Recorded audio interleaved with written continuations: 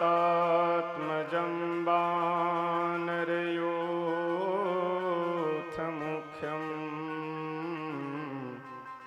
श्रीरामदूतं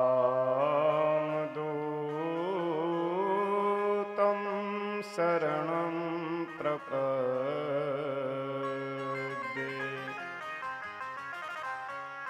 कर्पूरगौरं करुणावतारम्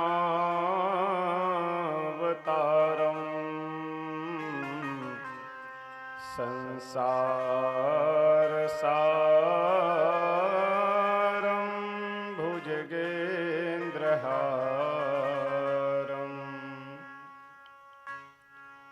सदा वसन्तं हृदयारविन्दे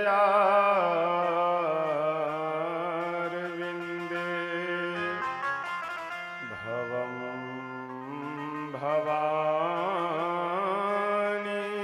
सहितं नमामि।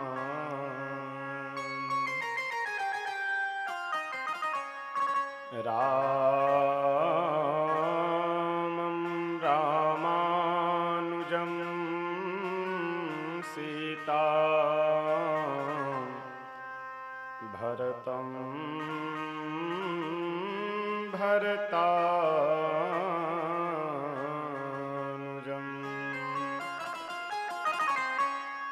सुग्रीवं वायुसूनुं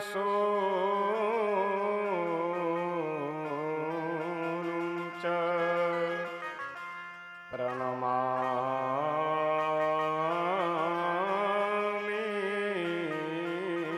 पुनः पुनः।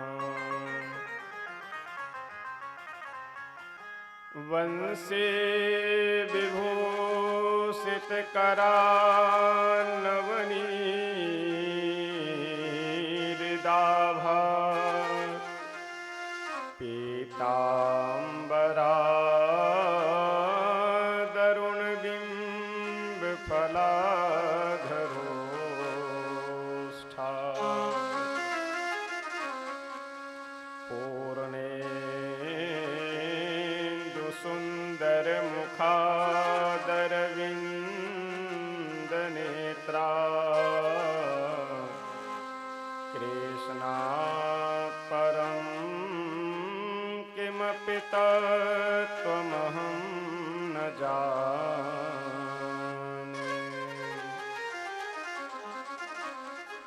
त्यक्त्वा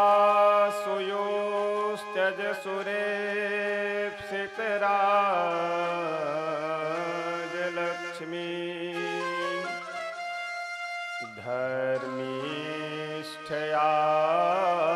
धर्मीष्ठयार्यवचसा यद्गादरण्यम्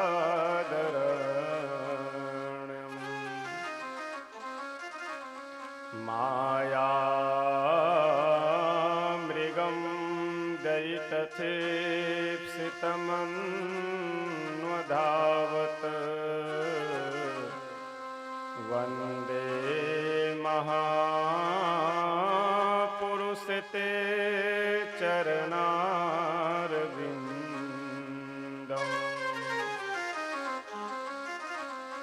वन्दे महापुरुषं ते चरणारविन्दम्।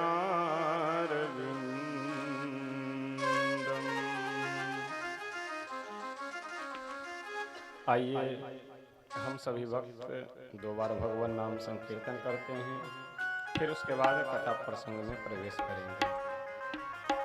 सीताराम सीताराम सीताराम जय सीताराम सीताराम सीताराम सीताराम जय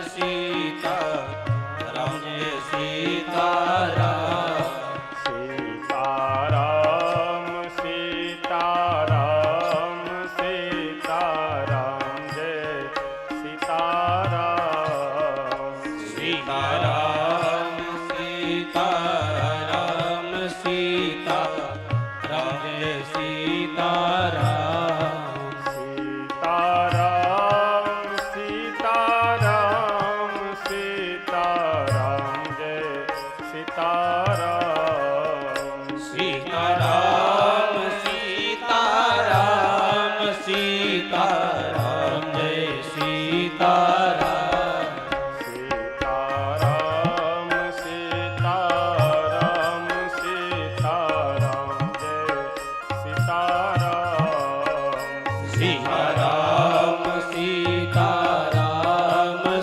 सीताराम जय सीताराम सीताराम सीताराम सीताराम जय सीताराम सीताराम सीताराम सीताराम जय सीताराम सीताराम सीताराम सीताराम जय सीताराम सीताराम सीताराम सीताराम जय सीताराम सीताराम सीताराम सीताराम जय सीताराम सीताराम सीताराम सीताराम जय सीताराम सीताराम सीताराम सीताराम जय सीताराम सीताराम सीताराम सीताराम जय सीताराम सीताराम सीताराम सीताराम जय सीताराम सीताराम सीताराम सीताराम जय सीताराम श्री सीताराम नाम भगवान के श्री अयोध्या धाम के श्री सरयू मैया के श्री मिथिला धाम के श्री कमला विमला के श्री हनुमान जी महाराज के श्री शंकर भगवान के श्री सद्गुरुदेव भगवान की श्री बगही सरकार के श्री सीताराम नाम जप महायज्ञ की जय जय सीताराम।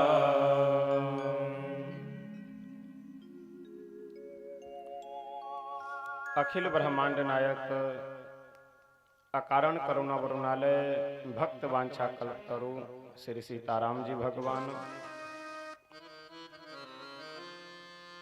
श्री राम कथा के परम रसिक श्री हनुमत लाल जी महाराज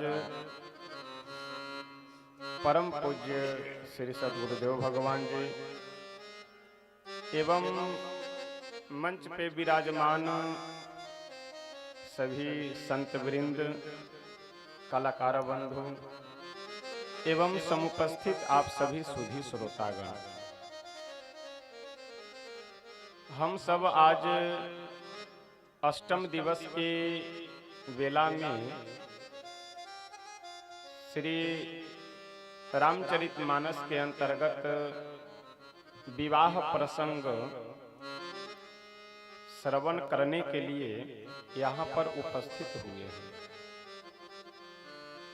आज कई दिनों से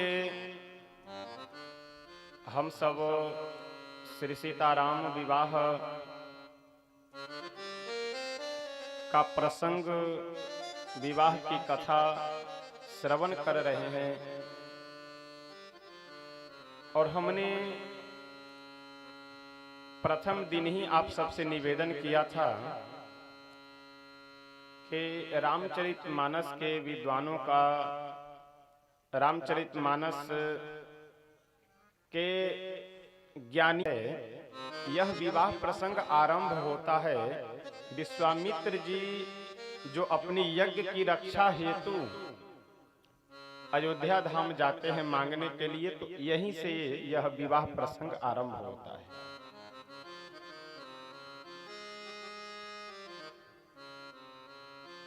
कल के प्रसंग में हम लोग बड़े ही हर्षोल्लास के साथ श्रवण कर रहे थे कि किस प्रकार से अवधवासी आनंद में प्रेम में भरे हुए हर्षोल्लास पूर्वक उत्साह पूर्वक सीना चौड़ा करके किस तरह से अवध धाम से मिथिला धाम के लिए प्रस्थान करते हैं। विश्व विजयी श्री राघवेंद्र सरकार के श्री रामचंद्र जी के विवाह में सम्मिलित होने के लिए सभी अवधवासी जा रहे हैं, तो इसलिए विश्वविजयी दुल्हा के विवाह में जा रहे हैं, विश्वविजयी राजकुमार के विवाह में जा रहे हैं, इसलिए सबका सीना और अधिक चौड़ा है और सब अपनी अपनी मोछों पे हाथ देते हुए, ताव देते हुए जा रहे हैं बाराती में। मिथिला धाम में पहुंचे, बड़ा ही दिव्य भव्य सबका स्वागत होता है। श्री किशोरी जी अपने मन में विचार की कि देवता जिस तरह के हो उनकी पूजा भी उस तरह से होनी चाहिए। तसी पूजा चाहिए जैसे देवता। यह चौपाई अयोध्या कांड की है। जब भरद्वाज ऋषि के आश्रम में श्री भरत जी पहुंचते हैं तो भरद्वाज जी यह अपने मन में विचार करते हैं कि तसी पूजा चाहिए जैसे देवता, जैसा देवता हो उनकी उसी तरह से पूजा होनी चाहिए। श्री किशोरी जी अपने मन में विचार की कि जनक जी महाराज जो हमारे पिता श्री हैं, अच्छा भंडारा हो या विवाह शादी हो, कुछ भी हो, तो उसमें भोजन बनाया जाता है, रहने सहने की व्यवस्था की जाती है किस अनुसार? जैसे यदि घर में विवाह हो रहा हो आपके, तो आप कितने लोगों की व्यवस्था करेंगे? जितने लोगों की आने की उम्मीद होगी। यदि 250 लोगों को आपने निमंत्रण दिया है तो 250 लोगों के जगह आप 300 की व्यवस्था कर लेंगे, 50 बढ़ा करके। जनक जी महाराज तो यह समझ रहे हैं कि हमारे समधि श्री चक्रवर्ती दशरथ जी के साथ में उनके जितने रिश्तेदार नातेदार नगर निवासी हैं यही सब आएंगे। और उस समय अयोध्या जी की जो जनसंख्या थी उसका बायोडाटा जनक जी मंगवा लिए हैं कि कितने लोग हैं, उसी अनुसार बढ़ा करके जनक जी व्यवस्था कर रहे हैं लोगों के रहने की, भोजन की, हर चीज की। लेकिन किशोरी जी यह समझ रही है कि हमारे पिता श्री तो अयोध्या जी के नागरिकों के लिए, अयोध्या जी के वासियों के लिए और उनके रिश्तेदार नातेदार जो हैं केवल उन सब के लिए व्यवस्था कर रहे हैं। लेकिन यहाँ तो बाराती में जिनको निमंत्रण दिया गया है वो भी अब आप 250 की व्यवस्था कर रहे हैं। 250 लोगों को निमंत्रण दिए, 300 की व्यवस्था की। वहां यदि 6000 पहुंच जाए तब आप क्या करेंगे? 6000 तो छोड़िए, यदि 300 के जगह यदि 400 पहुंच जाए तो व्यवस्था अव्यवस्थित हो जाएगी। और यहाँ तो दशरथ जी महाराज को निमंत्रण, जितने लोगों को निमंत्रण दिए हैं दशरथ जी, उनकी तो बात छोड़ो, बिना निमंत्रण वाले लोगों की ही गिनती नहीं है। और इस तरह से गिनती नहीं है कि गोस्वामी बाबा से किसी ने कहा कि बाबा आप तो कैमरा रखे हुए हैं, फोटो खींचिए और गिनती कीजिए कितने लोग हैं। गोस्वामी तुलसी बाबा बोले कि ये संभव ही नहीं है। बस ऐसे समझ लो कि महावीर भूपति के द्वारे रज होई जाहि पसान पवारे। 1000, 1 लाख, 1 करोड़, कितने, ये संख्या गिन पाना संभव ही नहीं है। बस ऐसे समझ लो कि दशरथ जी के द्वार पे बाराती चलने के लिए महाभीड़ हो गया है। अच्छा दशरथ जी महाराज भी किए क्या, अपने गुरु जी को एक रथ पे बिठाए, उसके बाद एक रथ पे स्वयं बैठे और चल पड़े। फिर अब आते रहो पीछे से जितने लोग। चलने की, गाड़ी की, घोड़े की, रथ की, ये सब की व्यवस्था तो तब की जाए सबके लिए कि जब संख्या निर्धारित हो। यहाँ संख्या ही पता नहीं है तो इतने रथ और इतने हाथी और इतने घोड़े कहाँ से आए? दशरथ जी महाराज भी, अच्छा यहाँ बड़ा सुंदर प्रसंग आता है जब आप पढ़ेंगे रामचरितमानस में एक एक चौपाई, तो गोस्वामी बाबा लिखते हैं और कहते हैं कि श्री दशरथ जी महाराज सभी अपने मंत्रियों को यह समझा करके कि ऐसा है, आप सब लोग व्यवस्था कर करके जो है सुमंत्री जी को बोले कि ऐसा है, 2 रथ आप तैयार कीजिए, एक गुरु जी के लिए और एक हमारे लिए। और एक रथ पे गुरु जी को बैठाए, एक रथ पे स्वयं बैठे और चल दिए। इसके बाद श्री दशरथ जी महाराज होने वाले समधी हैं, इनका कर्तव्य है कि सभी बारातियों को पहले आगे बढ़ा करके तब पीछे से चले, लेकिन आगे आगे स्वयं चल रहे हैं। क्योंकि लोगों की भीड़ देख करके चक्रवर्ती जी यह समझ गए कि अब हम किसको ले जाएंगे और किसको छोड़ेंगे, तो इसलिए अब हम आगे आगे चलते हैं, पीछे जितने लोग आने वाले हो सब लोग चल पड़ो, बात खत्म। जनक जी महाराज तो अपनी व्यवस्था एक अनुमान से जितनी लोगों की आने की संभावना थी उससे कई गुना बढ़ा करके किए, लेकिन श्री किशोरी जी समझ रही है कि यहाँ कई गुना नहीं हजारों गुना बढ़ करके लोग आ रहे हैं, तो इसलिए सबका यथोचित सम्मान तभी हो सकता है जब रिद्धि सिद्धि को इस बाराती के स्वागत के लिए नियुक्त किया जाए। और श्री किशोरी जी हमारी श्री जानकी जी अपने मन में स्मरण कर करके अष्ट सिद्धि नौ निधियों को जैसे याद करती हैं, वैसे ये सारी अष्ट सिद्धि नौ निधियां तुरंत सामने प्रकट होकर के हाथ जोड़कर कहती है कि हे स्वामिनी, मेरे लिए क्या आज्ञा है। श्री जानकी जी बोली कि ऐसा है, अवध से जो बाराती आई हुई है उस बाराती में लोगों की बहुत अधिक संख्या हो चुकी है, तो इसलिए किसी को कहीं कोई कमी ना रह जाए, कहीं किसी को सेवा में कोई दिक्कत न रह जाए, कोई किसी के मन में ऐसा न लगे कि आज तो हमारी इच्छा थी मालपुआ खाने की, लेकिन बाराती में तो पूरी सब्जी की व्यवस्था कर दिए हैं। आज हमारी इच्छा थी चावल दाल खाने की, लेकिन यहाँ तो पूरी सब्जी की व्यवस्था है, तस्मै की व्यवस्था है। तो जिस बाराती की जो इच्छा हो उसे वही खाने को मिले, यह आदेश देकर के सभी सिद्धियों को भेजते हैं। और गोस्वामी बाबा कहते हैं कि सिद्धि सब सिए आयसु अकनी, श्री किशोरी जी के आदेश को, श्री किशोरी जी की आज्ञा को अपने हृदय में वह सिद्धियां रख करके और अवध से आए हुए बारातियों का स्वागत करने के लिए चले देती है। बड़ा भव्य स्वागत होता है। समय आने पर दिन निर्धारित किया गया और जिस दिन निर्धारित किया जाता है उसी दिन श्री राघवेंद्र सरकार हमारे चारों भाई घोड़े पे बैठ करके और वहां से चलते हैं श्री जनक जी महाराज के नगर की ओर। अच्छा, जब द्वारचार होने का समय आता है और जनवासे से सब सज धज करके चलते हैं, तो आगे आगे समधी साहब और बड़े लोग रहते हैं, पीछे से दूल्हा रहते हैं, उसके पीछे से और बाराती सब लोग चलते हैं।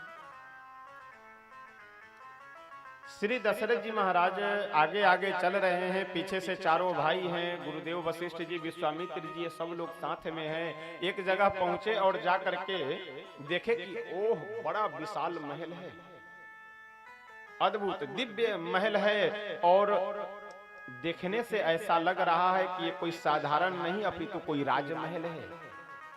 दशरथ जी महाराज गए और जाकर के वहाँ खड़े हो गए और बाजे वाले लोगों से बोले कि बस अब यहीं आगे आओ और आकर के यहाँ बजाओ, क्योंकि कहते हैं ना दूरा लगाना, दूरा लगाओ, यहीं द्वारचार करो, यहीं द्वारचार होगा। जनक जी के दरवाजे पे हम लोग आ गए।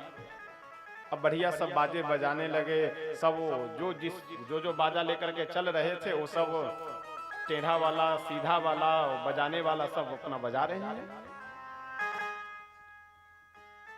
जब बाजे बजने शुरू हुए दरवाजे पे, तो अंदर से एक बुजुर्ग व्यक्ति हाथ में डंडा लेकर के बाहर निकला और दशरथ जी को प्रणाम करते हुए बोला कि हे महाराज, यहाँ क्यों बाजा बजवा रहे हैं आप?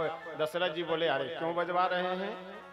विवाह होने के लिए हमारे चारों पुत्र आए हुए हैं विवाह करने के लिए, और धनुष को तोड़े हैं, तो विवाह होना है, तो जनक जी के द्वार पे नहीं बाजा बजाएंगे तो और कहाँ बाजा बजाएंगे? वह बुजुर्ग बोला कि हे चक्रवर्ती जी, हे दशरथ जी, ये जनक जी का द्वार नहीं है, जनक जी का राजमहल नहीं है, ये तो उनके यहाँ काम करने वाले उनके डोम का ये महल है। दशरथ जी तो एक बार मानो उनके पैर के नीचे की जमीन खिसक गई हो, बोले कि अरे ये जनक जी के घर में ये डोम का कार्य करने वाले उनके डोम का यह इतना अद्भुत राजमहल, और यह बात मैं अपने मन से नहीं कह रहा हूं। वो स्वामी बाबा लिखते हुए कहते हैं कि जनक भवन के शोभा जैसी, जिस तरह से जनक जी के महल की शोभा है, जिस तरह से जनक जी का राजमहल है, जनकपुर में जितने भी नगर निवासी हैं सबके भवन, सबके घर, सबके राजमहल उसी तरह से हैं। दशरथ जी महाराज पीछे उल्टी पांव पीछे हुए और पीछे होकर के आगे बढ़े, आगे बढ़ करके अब सावधानी मन में सावधान होकर के चलने लगे कि भैया सोच समझ करके कहीं बाजा बजाया जाए, नहीं तो ये मामला गड़बड़ हो जा रहा है। आगे जब बढ़े उससे भी एक बढ़िया दिव्य अद्भुत सौंदर्य से बढ़िया टेंट पेंट और सेवक सैनिक जहां तहां खड़े हैं, पूरा नगर को सजाया गया है। तो नगर में जितने भी महल हैं सबको एक समान सजाया गया है। दशरथ जी को लगा कि शायद हो न हो ये अवश्य जनक जी का राजमहल होगा। दरवाजे पे खड़े होकर के वहां भी बाजा बजवाना आरंभ किए। अंदर से एक सज्जन निकले, बढ़िया पाग बांधे हुए, अपने हाथ में एक डलिया लिए हुए। बढ़िया उस समय जो नगर का वस्त्र था, जो भी उस समय का वो कहते हैं ना ड्रेस कोड, उस समय के जो भी प्रचलन में वस्त्र रहे हों वह बढ़िया दिव्य धारण कर करके अंदर से निकला और दशरथ जी को प्रणाम कर करके हाथ में एक फूल डलिया लिए है और प्रणाम कर करके बोला कि महाराज यहाँ क्यों बाजे बजवा रहे हैं। दशरथ जी तो मन में सोचे कि कहीं यहाँ भी तो हम लोग गलत जगह पर नहीं फंस गए। दशरथ जी बोले कि अरे ये तो जनक जी का ही राजमहल होना चाहिए। वह हाथ जोड़ करके बोला कि नहीं नहीं महाराज, ये जनक जी का राजमहल नहीं, हम तो उनके मालिक है और ये राजमहल हमारा है, ये मकान हमारा है। हम तो जा रहे हैं अपने बगीचे में, ये देखिए हाथ में फूल डलिया लिए।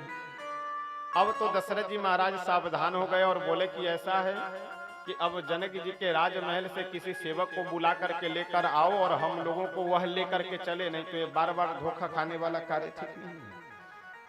यह जनकपुर की व्यवस्था है, यह जनकपुर की समतावादी व्यवस्था है। इसे कहते हैं समतावादी, यथा राजा तथा प्रजा। बड़े ही आनंद के साथ है, बड़े ही हर्षोल्लास के साथ है श्री राघवेंद्र सरकार हमारे जनक जी महाराज के द्वार पे पहुंचे। कल हम सब लोग यहाँ तक प्रसंग श्रवण किए हुए थे कि श्री राघवेंद्र सरकार का द्वारचार होता है और बड़े ही हर्षोल्लास के साथ श्री सुनैना जी अपने होने वाले दामाद की परीक्षण करती हैं, आरती उतारती हैं। बड़े सब हर्षोल्लास में भरे हुए हैं। जनकपुर वासियों का बड़ा ही अद्भुत श्री किशोरी जी के प्रति, श्री राघवेंद्र सरकार के प्रति बड़ा ही अद्भुत स्नेह और प्रेम है। आइए हम सब लोग एक भजन के माध्यम से श्रवण करते हैं कि आखिर जनकपुर वासियों का प्रेम कैसा है, स्नेह कैसा है। अद्भुत समर्पण, अद्भुत प्रेम। जिस तरह से श्री जनक जी महाराज किशोरी जी से स्नेह प्रेम करते हैं, उसी तरह से जनकपुर के अन्य जितने भी नगर निवासी हैं वे सभी श्री किशोरी जी से प्रेम स्नेह करते हैं। जेहने किशोरी मोरी, जेहने किशोरी मोरी, तेहने किशोर विधना लगाउल जोरी, विधना लगाउल जोरी, हना बिजोरे, विधना लगाउल जोरी, हना बिजोरे, ओ विधना लगाउल जोरी, हना बिजोरे, विधना लगाउल जोरी, जेहने बेजोरे, जेहने किशोरी मोरी, जेहने किशोरी मोरी, तेहने किशोर है, विधना लगाउल जोरी, तेहना बिजोर है, विधना लगाउल जोरी, तेहने बिजोर है, विधना लगाउल जोरी, तेहना बिजोर है, विधना लगाउल जोरी, तेहना बिजोर है। श्यामल बदना पर घटा घन घोर है, श्यामल बदना पर घट घन घोर हे श्यामल बदन पर घट घन घोर हे श्यामल बदन पर घट घन घोर हे इमहर किशोरी मोरी इमहर किशोरी मोरी देहन बिजोरे विधना लगाओ जोड़ी देहन बिजोरे विधना लगाओ जोरी देहन बिजोरे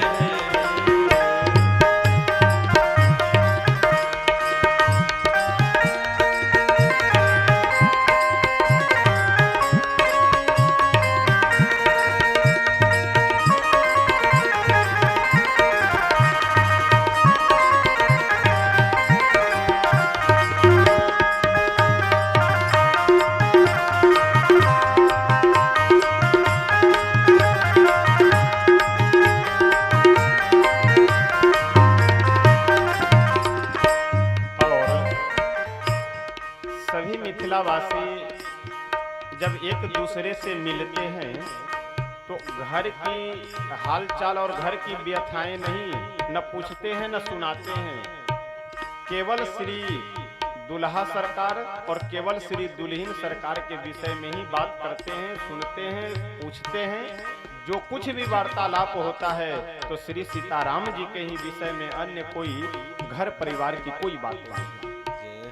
सब आपस में विचार करते हुए कहते हैं कि ऐसा है, जिनको पाने के लिए, जिनका दर्शन करने के लिए योगी लोग वन में जा करके सैकड़ों हजारों वर्ष तक योग करते हैं, ध्यानी लोग ध्यान करते हैं, तपस्वी लोग तपस्या करते हैं, साधना करते हैं, वही भगवान हमारे मिथिला में चल करके स्वयं दर्शन देने के लिए आए हैं और हमारे पाहुन बन करके आए हैं, हमारे रिश्तेदार बन गए हैं। कितना बढ़िया और कितना अद्भुत हम लोगों का सौभाग्य है। जिन काल जोगी मुनि कैलनि जोग है, जिन काल जोगी मुनि कैलन जोग हे जिन काल जोगी मुनि कैलनि जोग है, जिन काल जोगी मुनि कैलन जोग हे से मोर पाहुन श्री, से मोर पाहुन श्री रामचीत चोर है विधना लगाउल जोड़ी देहन बिजोर विधना लगाउल जोड़ी देहन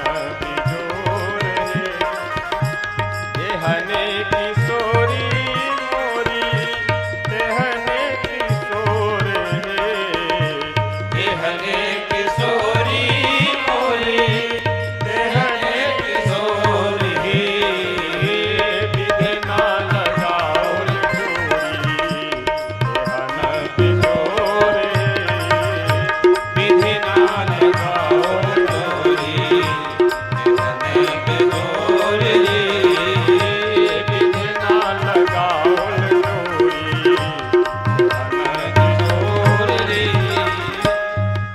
अब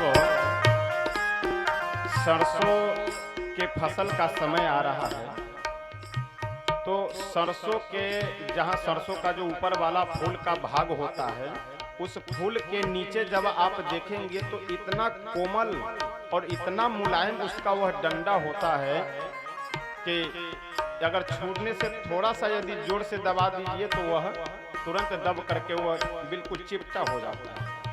संत कहते हैं कि जो हमारी श्री किशोरी जी है ना, वो उसी सरसों के कली के समान है, एकदम सुकुमारी, एकदम सुकोमालांगी ऐसे अद्भुत शरीर से और सौंदर्य से कोमलांगी श्री हमारी किशोरी जी हैं।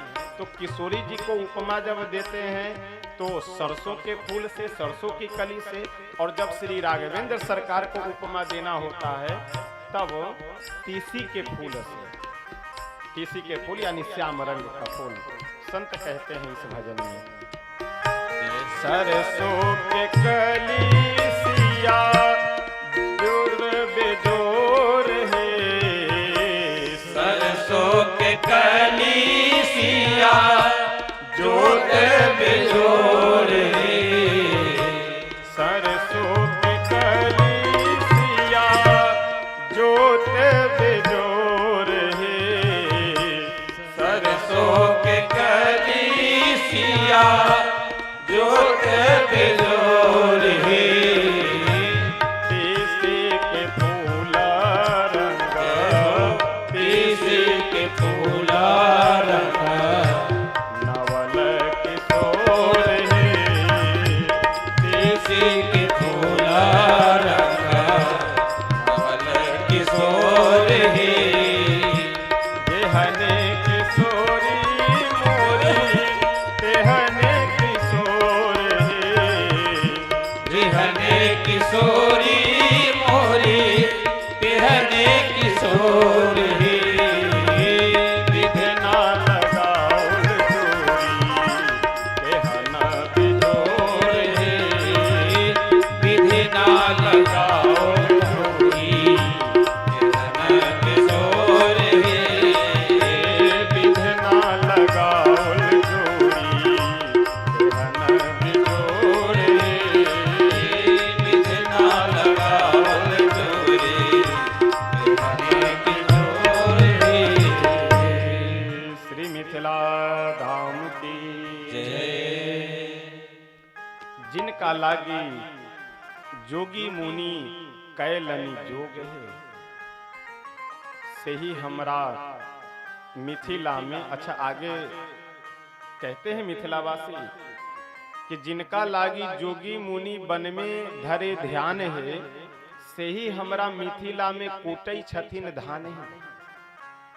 प्रभु स्वयं चल करके मिथिला में आते हैं और आकर के मिथिलावासियों को दर्शन दे रहे हैं, मिथिलावासियों से संबंध जोड़ रहे हैं, और संबंध भी ऐसा संबंध कि जो पूरे ब्रह्मांड में किसी को अधिकार प्राप्त नहीं है, वह अधिकार मिथिलावासियों को मिल जाता है। कौन सा अधिकार? गाली देने का अधिकार।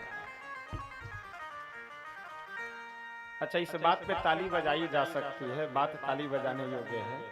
अच्छा, कई लोग सोचते रहते हैं कि बजावे कि ना बजावे, बजावे कि ना बजावे, तब तक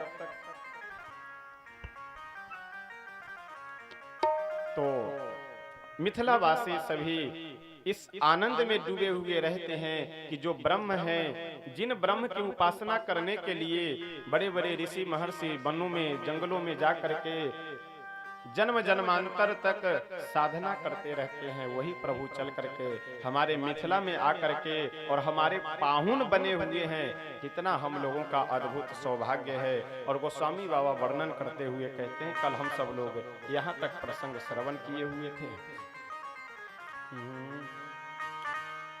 विधि भयो आचर जय विषेखी, विधि भयो आचर जय विषेखी, विधि भयो आचर जय विषेखी, विधि भयो आचर जय विषेखी, निज करनी कछु बतहु न देखी, निज करनी कछु न देखी, निज करनी कछु बतहु न देखी, निज करनी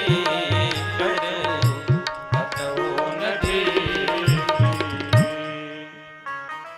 ब्रह्मा जी को जनकपुर की शोभा देख करके, जनकपुर का सजावट देख करके बहुत आश्चर्य हुआ।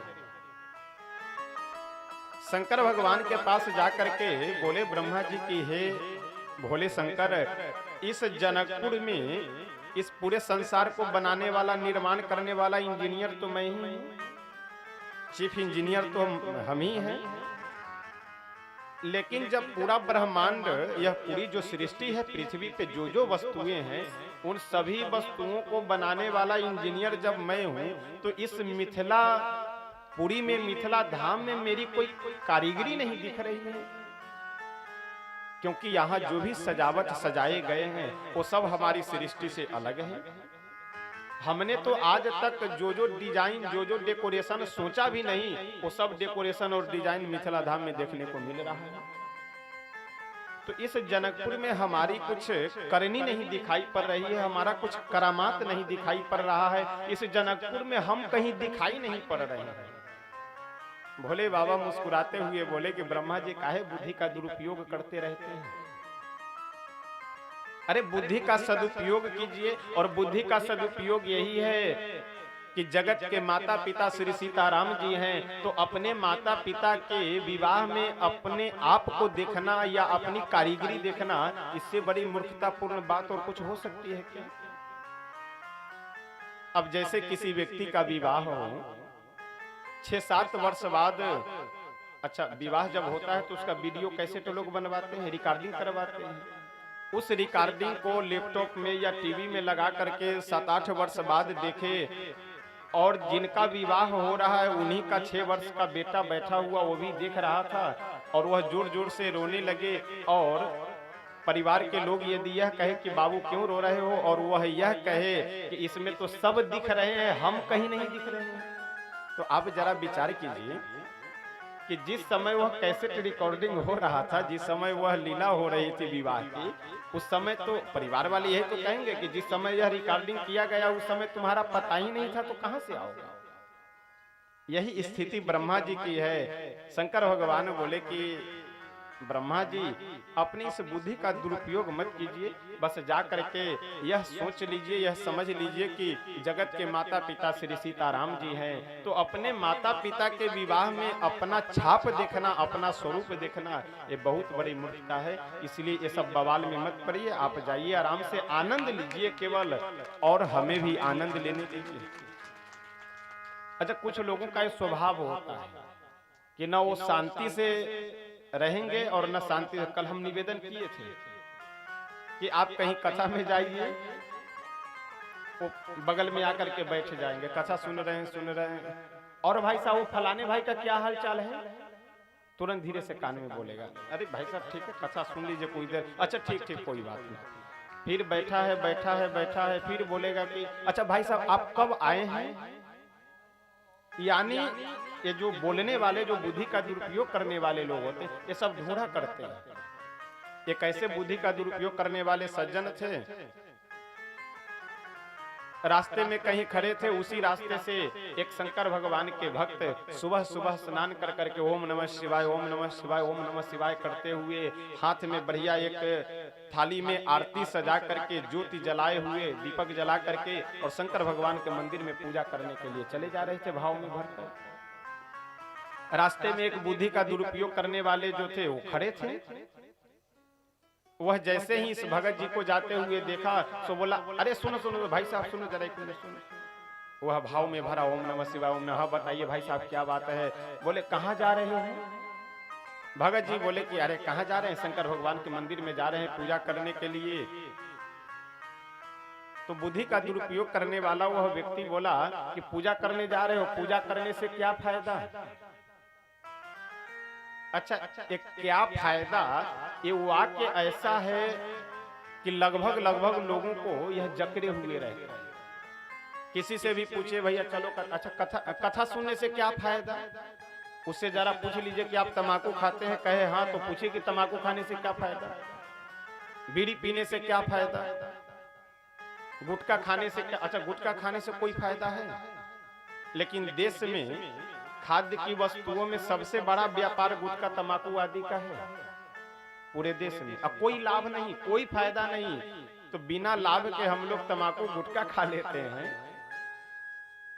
तो कम से कम बिना लाभ के अगर थोड़ा हम 2-4 बार राम राम ही कह ले तो कुछ बिगड़ना तो है नहीं। अगर बनना होगा तो बन जाएगा, यदि सबकी बनेगी तो हमारी भी बन जाएगी, और सबकी नहीं बनेगी तो हमारी भी नहीं बनेगी, बात खत्म। तो कम से कम यदि यही सोच करके हम अगर 2-4 बार भगवान का नाम जप कर ले तो क्या दिक्कत। वह आदमी बोला कि मंदिर में जा तो रहे हो पूजा करने, लेकिन पूजा करने से क्या फायदा। वह आदमी बोला कि अब काहे बात में बजा रहे हैं, हम भाव श्रद्धा में भर करके मंदिर जा रहे हैं, हमको जाने दो। वह बुद्धि का दुरुपयोग करने वाला बोला अच्छा ठीक है तुम चले जाना, केवल मुझे यह बता दो कि इस तुम्हारे जो थाली में दीपक जल रही है, इस दीपक में ज्योति कहां से आई। अब भगवान की कृपा से उस भक्त के भी हृदय में एक विचार आया, और वह सोचा कि जैसे मैं कहूंगा कि मैंने माचिस से इस दीपक को जलाया तो इस दीपक में जो ज्योति है वो माचिस से आई, तो फिर ये पूछेगा कि माचिस में कहां से आई। इसलिए भगवान की कृपा से एक भाव आया, विचार आया, और फूंक मार करके उसने दीपक को ही बुझा दिया। बुद्धि का दुरुपयोग करने वाला व्यक्ति वो बोला कि अरे क्या बात है, मेरे प्रश्न का उत्तर आपने दिया नहीं और दीपक को बुझा दिया। वह भगत उस बुद्धि के दुरुपयोग करने वाले से बोले कि अब मैं तुमसे पूछता हूं कि तुम बताओ कि ये ज्योति गई कहां। तुम हमसे यही पूछ रहे थे कि ज्योति कहां से आई थी, और हम तुमसे पूछ रहे हैं कि तुम बताओ ये ज्योति कहाँ गई। अगले व्यक्ति ने कहा कि क्या मतलब, हम नहीं बता सकते कि ज्योति कहाँ गई। वो भगत जी बोले कि तुम ये नहीं बता सकते कि ज्योति कहाँ गई, हम ये नहीं बता सकते कि ज्योति कहाँ से आई थी, तो काहे ये ज्योति के आने जाने के पीछे पड़ रहे हो। ज्योति से जो किया जाता है उसके पीछे पड़ो, ऐसा करो, ये करो, वो करो। अच्छा, सबसे बड़ी समस्या क्या होती है कि कोई भी नए परंपरा वाले और नए गुरु लोग जब समाज में आते हैं तो वो तुरंत, देखिए 2 बातें मैं निवेदन करूंगा और इसको प्रयास कीजिए कि जो लोग इस तरह का कार्य करते हैं ध्यान रखने का। कई बार आप लोगों को देखेंगे, जैसे मैं नाम लेकर के समझा देता हूं, स्पष्ट समझ में आ जाएगा कि कोई जय गुरुदेव परंपरा में जाकर के दीक्षा ले ले, उसकी सबसे बड़ी मूर्खता और सबसे बड़ी कमी आपको यही दिखाई पड़ेगी कि तुरंत सबकी निंदा करना प्रारंभ कर देगा। अरे राम जी भगवान नहीं है, कृष्ण जी भगवान नहीं है, ये पूजा पाठ बेकार की चीजें, फालतू की। तुम कौन होते हो बताने वाले कि पूजा पाठ फालतू है और कथा बेकार है। अभी तक तुम्हारे बाप दादा जो करते थे वो सब बेवकूफ थे, सब मूर्ख थे, और तुम ही बड़े समझदार हो गए। कोई यदि शिव चर्चा में चले जाए, कोई यदि निरंकारी वाले में जाकर दीक्षा ले ले, कोई राधा स्वामी में चला जाए, तो सबसे प्रथम उसका दायित्व तो यही रहता है कि मंदिर की निंदा करो, पूजा पाठ की निंदा करो, कथा की निंदा करो, हनुमान दूसरे की निंदा करो, अपना कुछ नहीं करना है। तो देखिए, कहने का तात्पर्य यह है कि आपको यदि अच्छा लगता हो, जैसे मान लीजिए कि आपका घर बहुत बढ़िया है, तो अब सबको अपना घर अच्छा लगता है, तो इसका मतलब ये नहीं है कि आप दूसरे के पड़ोसी के घर को निंदा कीजिए और पड़ोसी के घर को गाली दीजिए। यदि आपका गांव बढ़िया है तो इसका मतलब ये नहीं कि पड़ोस के गांव को आप गाली देना आरंभ कर दीजिए। आपका घर बढ़िया है, अच्छी बात है, जिसका जो घर है उसके लिए वह बढ़िया है। आपका गांव अच्छा है, लेकिन जिस गांव में जो रह रहा है वही गांव उसके लिए अच्छा है। तो आपको जो अच्छा लग रहा हो उसे मानिए, सहर्ष मानिए, खुशी से मानिए, लेकिन इसका मतलब ये नहीं कि आप दूसरों के ऊपर अंगुली उठाना प्रारंभ कर दीजिए, दूसरों की निंदा करना प्रारंभ कर दीजिए। और समस्या भी यही होती है, समस्या भी यही है कि जितने नए नए परंपरा वाले और नए नए गुरु लोग जो समाज में आते हैं ना, इन सब का यही रहता ही है कि मंदिर में मत जाओ, पूजा पाठ मत करो, ये व्रत मत करो, तीर्थ वगैरह में न जाओ, ये सब भगवान भगवान कहीं नहीं। भगवान कहाँ है? तो हम है भगवान, हम तो बैठे ही हैं साक्षात। तो इन सब चीजों से जरा बच करके आप सब लोग रहिए कि आपको यदि किन्हीं का विचार अच्छा लग जाता हो तो आप बनाइए, मैं किन्हीं की निंदा नहीं कर रहा हूं, इस बात का ध्यान रखिए।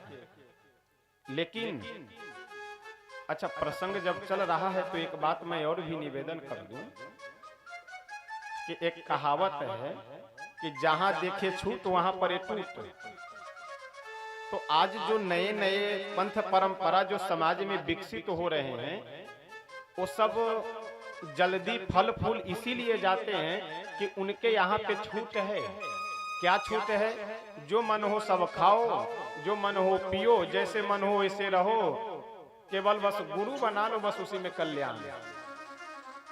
किसी शास्त्र में, किसी वेद में, किसी उपनिषद में, किसी ग्रंथ में, किसी स्मृति में इस तरह का वाक्य, इस तरह की बात आपको नहीं मिलेगी कि जो मन हो सो खाओ, जो मन हो सो पियो और केवल गुरु बना लो, केवल ज्ञान ले लो तो तुम्हारा कल्याण हो जाएगा। इससे बड़ी मूर्खतापूर्ण बात और इससे बड़ी अज्ञान कुछ हो ही नहीं सकता है। अज्ञान आपका यदि पेट खराब हो जाए तो आप चाय समोसा टिकिया पकौड़ा खाएंगे और दवा भी खाएंगे तो क्या पेट सही हो सकता है? नहीं हो सकता है। यदि आपको शुगर हो जाए और दवा भी खाते रहिए और साथ में खूब रसगुल्ला, गुलाब जामुन, जिलेबी, मिर्ची खाइए, आप जीवित रह सकते हैं? नहीं रह सकते। संयम करना पड़ेगा आपको। उसी तरह से यदि आप भगवान का ध्यान करना चाहते हैं, भगवान का दर्शन करना चाहते हैं, अपना कल्याण करना चाहते हैं, तो मांस मछली खा करके, मदिरा पी करके ज्ञान नहीं, आप ब्रह्म ज्ञान ले लीजिए किसी से, कभी भी कल्याण नहीं हो सकता। कल्याण की तो बात छोड़ो, जीवन में शांति नहीं आपको मिल सकती है। किसी दूसरे का जीवन ले करके, दूसरे को मार करके, मांस मदिरा का पान कर करके और आप भगवान को प्राप्त कर लेंगे? अगर इस तरह का बात कोई गुरु कह रहा हो तो गुरु नहीं, वो गुरु घंटाल है। क्योंकि शास्त्र हमारा, वेद हमारा, उपनिषद, गीता, श्रीमद् भागवत महापुराण, स्मृतियां, सबका यह निर्देश है। और भगवत गीता में तो भगवान कहते हैं कि तद विधि प्रणिपातेन परिप्रश्नेन सेवया उपदेक्षन्ति ते ज्ञानम ज्ञानिनस् तत्त्वदर्शिनः। जो गुरु तत्वदर्शी हो, जो गुरु समदर्शी हों, जो गुरु ब्रह्म को देखने वाले हों, भगवान के भक्त हों, विरक्त हों, संसार से अलग रहने वाले हों, उनसे जाकर के दीक्षा लेनी चाहिए। ये घर घर में घूम करके। और देखिए, मरीज को जो अच्छा लगे वही यदि डॉक्टर बतावे तो ये मरीज का हित है या मरीज का अहित है?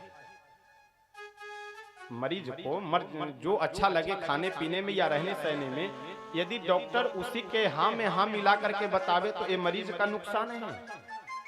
उसी तरह से यदि संसार के लोगों को जो अच्छा लग रहा हो वही हम उसे रास्ता बताकर, अच्छा महाराज जी क्या बतावे, हम तो खाना नहीं छोड़ सकते हैं मांस मछली। अरे कोई बात नहीं, खाओ और हमसे दीक्षा ले लो, ज्ञान ले लो तो कल्याण हो जाएगा। यदि यह बात कोई कह रहा हो तो समझिए कि वह आपको सही रास्ते पे नहीं अपितु गड्ढा में गिरा रहा है। तो इसलिए इस बात को गांठ बांध लीजिए कि अगर आपका आहार विहार ठीक नहीं है तो आप चाहे जितना ज्ञान बघाड़ते घूमिए, चाहे जितने बड़े ध्यानी बनते घूमिए, आपका कल्याण नहीं होना है, आपको कभी भगवत प्राप्ति नहीं होगी। आइए हम सब लोग दोबारा भगवान नाम संकीर्तन करें। मुजफ्फरपुर से हमारे श्री डॉक्टर साहब हम लोगों के बीच में पधारे हैं, उनका इस व्यास गद्दी से हार्दिक स्वागत अभिनंदन है। आइए प्रेम से हम सब लोग दोबारा भगवान नाम संकीर्तन करते हैं। हरे राम राम राम सीता राम राम राम, हरे राम राम राम सीता राम राम राम, हरे राम राम राम सीता राम राम राम, हरे राम राम राम सीता राम राम राम, हरे राम राम राम सीता राम राम राम,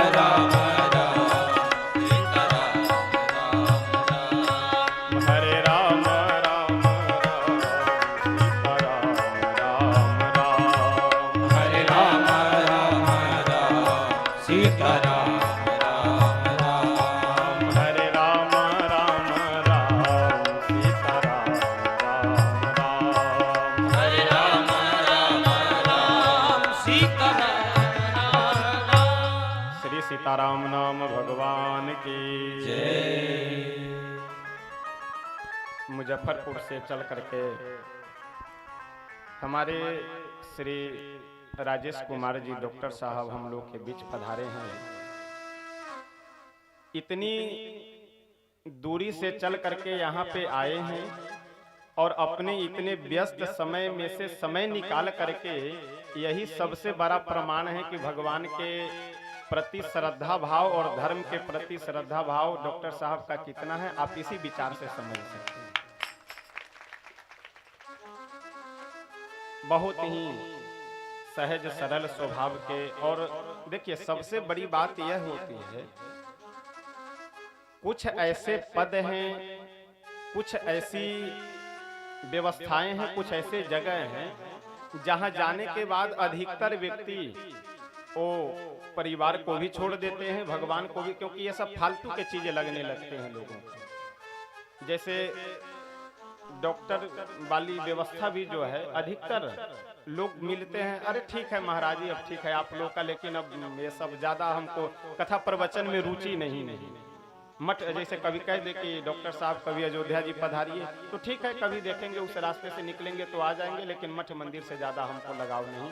लेकिन डॉक्टर साहब को तो हम अयोध्या जी जब पहुंचे हुए थे तो मोटरसाइकिल से लेकर के अयोध्या जी के मंदिरों का दर्शन करवाए।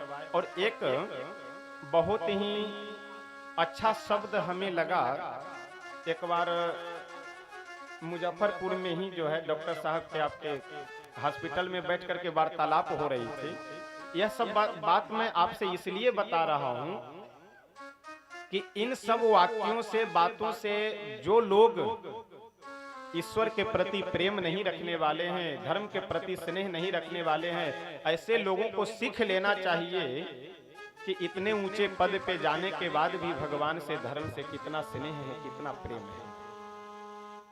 तो वो डॉक्टर साहब की बात हमें वह अभी भी याद है प्रत्यक्ष, कि वार्तालाप हो रही थी तो हम बोले कि कभी अयोध्या जी फिर दोबारा पधारा जाए जो है। तो डॉक्टर साहब बोले कि जो है बिल्कुल पधारेंगे, अयोध्या जी हम लोगों का है, तो हम लोग यदि वहां नहीं जाएंगे दर्शन करने तो कौन जाएगा दर्शन करने के लिए।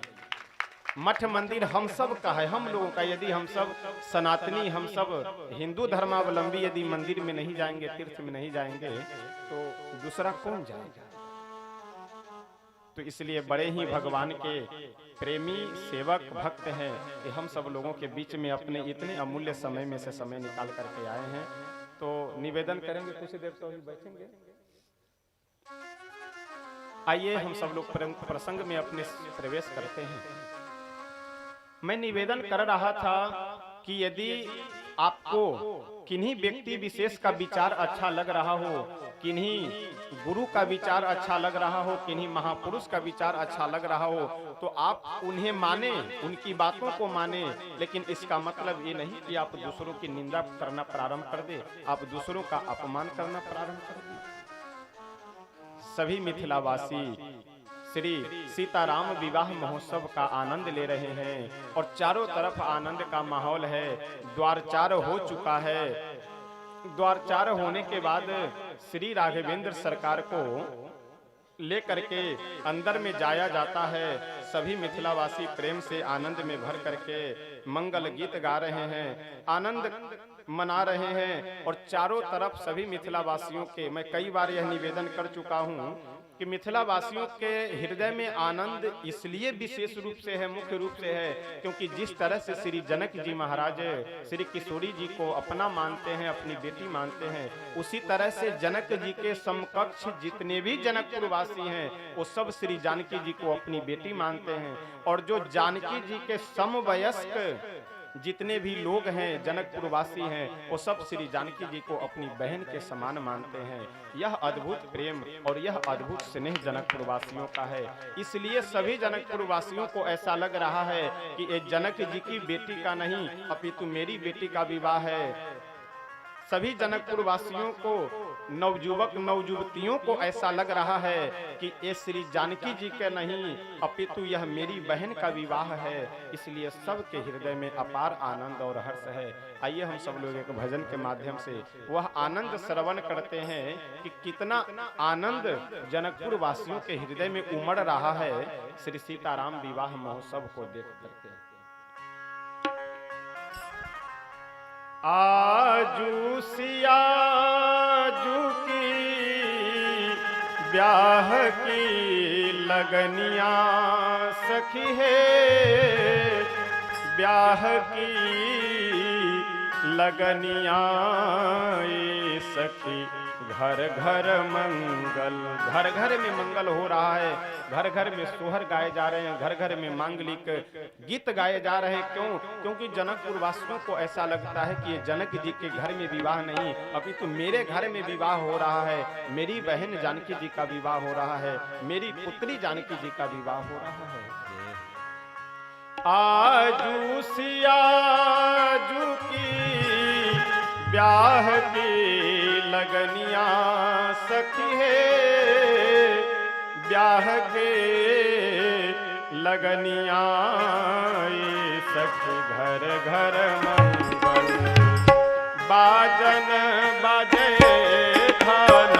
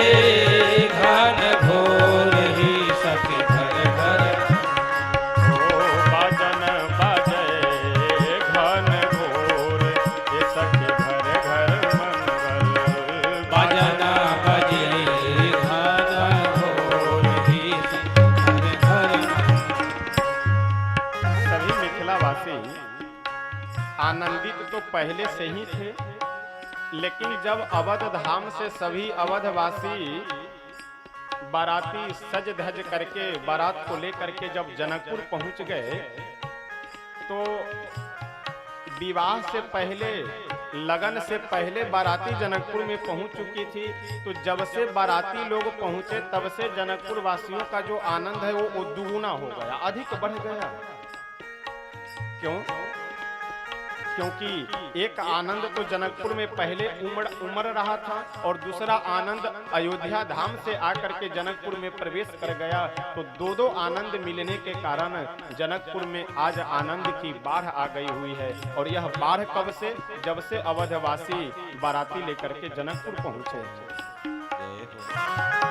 आए बरियात साजी विविध बहनिया सखी, आए बरियात साजी विविध बहनिया सखी है, आए बरियात साजी विविध बहनिया सखी, आए बरियात साजी विविध बहनिया सखी है, विविध बहनिया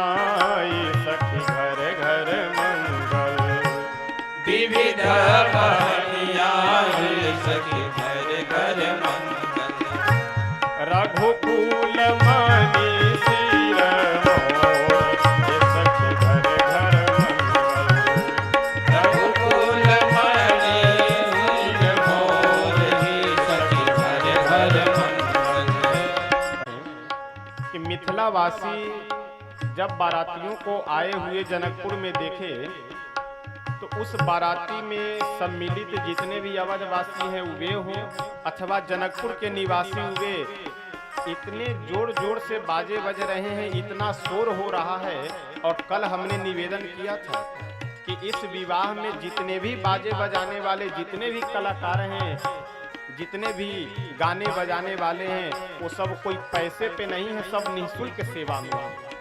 क्योंकि जहाँ सबके प्रिय, सबके स्नेही विश्व विजयी श्री रामचंद्र जी का विवाह हो, वहाँ कोई भला पैसे से कैसे बजाने आ सकता है? तो सब निःशुल्क बजाने आए हुए हैं।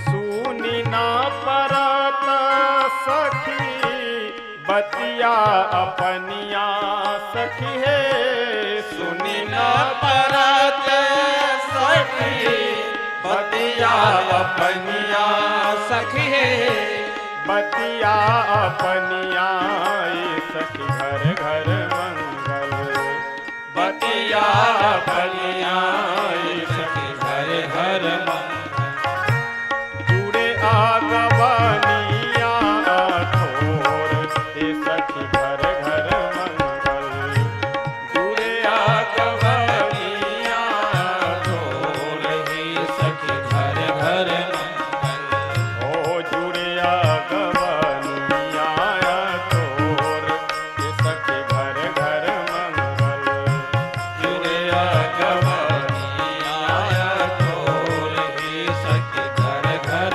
मंगल। और इस विवाह को देख करके देवता लोग आकाश से पुष्प वृष्टि कर रहे हैं, फूल बरसा रहे हैं। और मोदलता जी इस भजन को लिखते हुए बहुत सुंदर कहते हैं, लखी बरसावे बहु सुरन सुमनिया सखिए, लखी बरसावे बहु सुरन सुमनिया सखी है, लखी बरसावे बहु सुमन सुरनिया सखिए, लखी बरसावे बहु सुरन सुमनिया सखी है, सुरन सुमनिया ये सखी घर घर मंगल, सुरन सुमनिया ही सखी घर घर मंगल, ओ जयते जयते करे शोर ये सखी घर घर मंगल, जयते जयते कर सोर ही सखी घर घर मंगल, मोदे उमगी गावे प्रेम मगनिया सखिए, मोद उमगी गावे प्रेम मगनिया सखी है, प्रेम मगनिया ये सखी घर घर मंगल, प्रेम मगनिया ही सखी घर घर मंगल, छवि छके छके प्रेम छक छक छके प्रिय ही सखी घर घर मंगल, बाजन बाजे घन घोर सखी घर घर मंगल, बाजन बजे घन घोर ही सखी घर घर मंगल, बाजन बजे घन घोर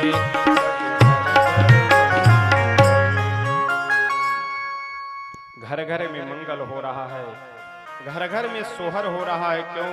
क्योंकि आज सियाजू के ब्याह की लगनिया ये सखी घर घर मंगल। सभी अवधवासी आनंद में भर करके बढ़िया जनकपुर के जो भी विधि विधान, जो भी व्यवस्था है उसका आनंद ले रहे हैं। अब जनकपुर के जितनी भी सखियां हैं जो श्री सुनैना जी के साथ में आई थी परीक्षण करने के लिए, वो सभी श्री दुल्हा सरकार को लेकर के गई अंदर, और जो द्वार चार में परीक्षण आदि होता है वह हुआ। उसके बाद में मंडप में लेकर के श्री राघवेंद्र सरकार चारों भाइयों को सब जाते हैं और मंडप परिक्रमा करने की विधि है। जैसे ही सभी जो बड़े बुजुर्ग मंडप में बैठे हुए थे वो सब दुल्हा सरकार से बोले कि हे सरकार, अब आप मंडप परिक्रमा करें। अच्छा, मंडप परिक्रमा करने की विधि तो इसलिए है कि चलने फिरने में कोई दिक्कत तो नहीं है दूल्हे को। अथवा कहीं यदि जैसे कई बार होता है देखा देखी कराने में कि जो कमी रहती है दूल्हे में, लड़के में या लड़की में, उसको छिपा करके लोग दिखाना चाहते हैं। कई बार ऐसा होता है।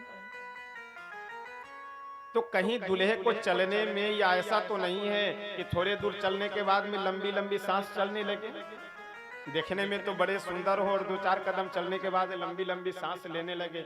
एक लड़के का विवाह हुआ, विवाह कर करके जब लौट कर घर पे आया तो जून का महीना था। अपनी माँ से बोला, माँ मैं स्नान करूंगा। माँ बोली स्नान करना है तो जाकर कर ले। बोला कि स्नान कैसे कर ले, मेरे लिए पानी गर्म करो। अब जून के महीने में वह अपनी माँ से बोल रहा है कि पानी गर्म कर दो स्नान करने के लिए। उसकी पत्नी जो विवाह कर करके आई हुई थी वो तो अपनी चूड़ी फोड़ने लगी। दूल्हे की माँ आकर के उस लड़की की सास आकर के बोली कि अरे पागल कहीं की, अभी विधवा बन रही है, क्यों चूड़ी फोड़ रही है। वह लड़की बोली कि माँ कुछ दिन बाद में तो वैसे ही हमें विधवा बन ही जाना है, तो उससे अच्छा कि अभी ही मैं चूड़ी फोड़ लूं कि जो जून के महीने में यदि गर्म पानी से स्नान कर रहे हो वो ठंडी में बचेंगे। तो कहने का तात्पर्य कि देखने में तो बड़े सुंदर हैं, लेकिन चलने में ऐसा तो नहीं कि 2-4 कदम चलने के बाद कहीं लंबी लंबी सांस चलने लगती हो तो कोई बीमारी तो नहीं, कोई समस्या तो नहीं। यह देखने के लिए सभी सखियां पहले बेदी परिक्रमा करवाती हैं और बेदी परिक्रमा जैसे करने के लिए प्रभु चले वैसे ही सखियां बोली कि अरे अरे रुकिए रुकिए रुकिए दूल्हा सरकार रुकिए 1 मिनट जरा।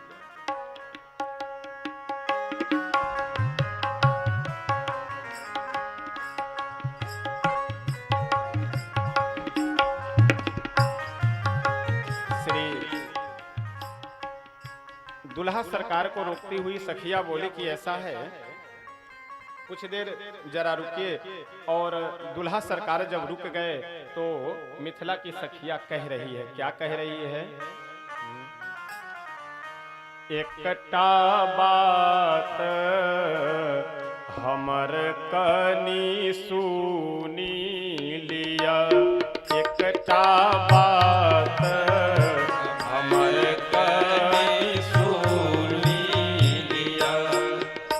कहती है कि दूल्हा सरकार हमर कनी एकटा बात अहाँ सुन लियो, ओकरा बाद में अहाँ मंडप परिक्रमा करे के लेल आगे कदम बढ़ेबै, पहले एकटा बात अहाँ हमर सुन लियो।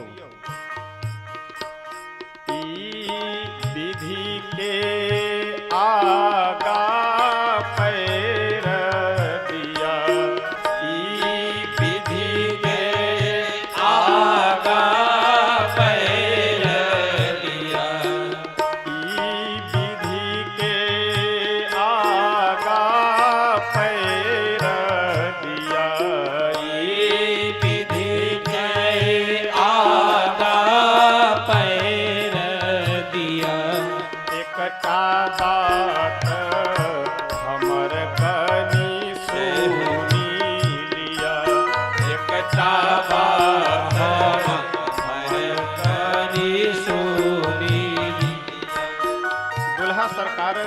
सखियों से बोले कि विवाह में तो हमें जहां तक अभी सुनने को यह मिला है कि केवल मंडप परिक्रमा करने की विधि है।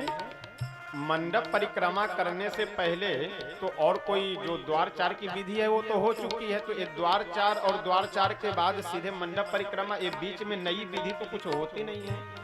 सखिया बोली कि दूल्हा सरकार आपको ज्ञान है अयोध्या जी का, लेकिन ये मिथिला है, मिथिला की विधि कुछ और है। दूल्हा सरकार बोले कि हाँ सही बात है, तो बताइए क्या विधि है, क्या हमें करना है।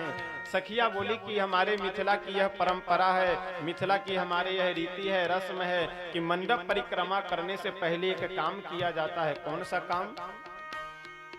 यही ठामक ई विध प्रसिद्ध अछि, यही ठामक ई विध प्रसिद्ध अछि, यही लिया एकटा बात हमर कनी सुनी लिया, हो एकटा बात हमर कनी सुनी लिया, ज्यादा भर करी सूरी। सखिया बोली कि यही ठामक ई विध प्रसिद्ध अच्छी। हे दुल्हा सरकार, यही ठामक मतलब इस मिथिला की जो विधि है, यह विधि यहाँ पे एक विशेष रूप से है। कौन सी विधि? कि माए बहन कर नाम लिया, अपनी माता श्री का नाम लीजिए और अपनी बहन श्री का नाम बता दीजिए, लेकर के तब परिक्रमा प्रारंभ की जाती है। प्रभु धीरे से लक्ष्मण जी की ओर देखे। लक्ष्मण जी कान में आकर के बोले कि प्रभु कुछ गड़बड़ लग रहा है यहाँ पे, क्योंकि एक कोई विधि, कहीं नाम भी पूछा जाता है तो पिता का नाम पूछा जाता है, माता का नाम तो कहीं पूछा नहीं जाता है। और यदि नाम पूछा गया तो भाई के विषय में पूछा जाता है, बहन के विषय में तो पूछते नहीं कि तुम्हारी बहन का क्या नाम है। प्रभु बोले हाँ लग तो हमें भी रहा है ऐसा ही, कि बताओ माँ बहन के नाम पूछने का क्या मतलब है। प्रभु बोले कि ऐसा है कि सभी जगहों पे कहीं पे भी तो अपने पिताजी का नाम पूछा जाता है और पिताजी का नाम ही बताया जाता है। माँ का तो नाम कहीं पूछा नहीं जाता और बताया भी नहीं जाता। सखिया बोली तो दूल्हा सरकार आप पहले अपने पिताजी का ही नाम ले लीजिए, उन्हीं की खबर पहले ले लेते हैं हम लोग। श्री राघवेंद्र सरकार बोले कि हमारे पिताजी का नाम चक्रवर्ती सम्राट राजाधिराज महाराज दशरथ। अब सखिया इस दशरथ शब्द को दो भागों में तो अच्छा, दशरथ में दो शब्द है, एक दस है और दूसरा रथ है। सखिया बोली कि आपके पिताजी 10 रथ हैं, तो जब 10 रथ हैं तो 10 रथों में घोड़े जुते हुए हैं कि बिना घोड़े के ही रथ है? 10 रथ आपके पिताजी। अब तो प्रभु चुप। प्रभु बोले कि ये बताइए कि अगर माता जी का हम नाम ले या बहन का नाम ले तो नाम जान करके आप लोग करेंगे क्या? कोई नौकरी देनी है या कुछ ऐसी बात तो नहीं है। सखिया बोले कि अरे नहीं नहीं दूल्हा सरकार, आप समझ नहीं रहे हैं। आप अपनी माँ बहन का जब नाम लेंगे तो ये आपका ससुराल है, और ससुराल में आपके इस जनकपुर धाम में जब आप अपने माँ बहन का नाम लेंगे तो उनकी कीर्ति गाई जाएगी यहाँ पे। अब ससुराल में दूल्हा सरकार के अगर माता पिता का नाम, माँ और बहन के नाम पता चल जाए तो फिर कौन सी कीर्ति गाई जाएगी, वो अब आप लोग समझदार हैं, समझ सकते हैं। प्रभु बोले कि अच्छा ठीक है, यदि इस विधि को छोड़ दिया जाए तो कोई दिक्कत? सखिया बोली ऐसा तो हो ही नहीं सकता है। नाम तो बिना लिए हुए यदि आप आगे बढ़े। अच्छा प्रभु हमारे बड़े सहज और सरल स्वभाव के हैं, संकोची स्वभाव के हैं, ले लिए नाम। अब लक्ष्मण जी विचार कर करके रोके रोके तब तक नाम ले लिए। मेरी माँ का नाम श्री कौशल्या जी, कैकेयी, सुमित्रा। अच्छा एक कौशल्या, कैकेयी, सुमित्रा, इन तीनों नामों को आप एक पंक्ति बनाइए, एक साथ। कौशल्या, कैकेयी, सुमित्रा। जैसे ही इन तीनों माताओं का, क्योंकि चारों भाई हैं तो तीनों माओं का नाम लेना आवश्यक था, तो प्रभु नाम ले लिए कौशल्या, कैकेयी, सुमित्रा। अब इन तीनों नामों को जोड़ करके जो मिथिला की सखिया थी ये सब अर्थे बदल दी। ये सब सखिया आपस में विचार की कि अजी सखी सुनो, ये दुल्हा सरकार क्या कह रहे हैं कि कौशल्या के कई सुमित्रा। अच्छा यहाँ ध्यान दीजिएगा, कौशल्या, कैकेयी, सुमित्रा, ये 3 नाम हो गए। अब इन 3 नामों को एक जगह जोड़ करके कौशल्या के कई जी जो हैं, के कई शब्द का के आप इधर कर दीजिए और वहां कामा लगा दीजिए, वहां रुक जाइए। कौशल्या के कई, फिर कामा लगा दीजिए, रुक जाइए, और सुमित्रा।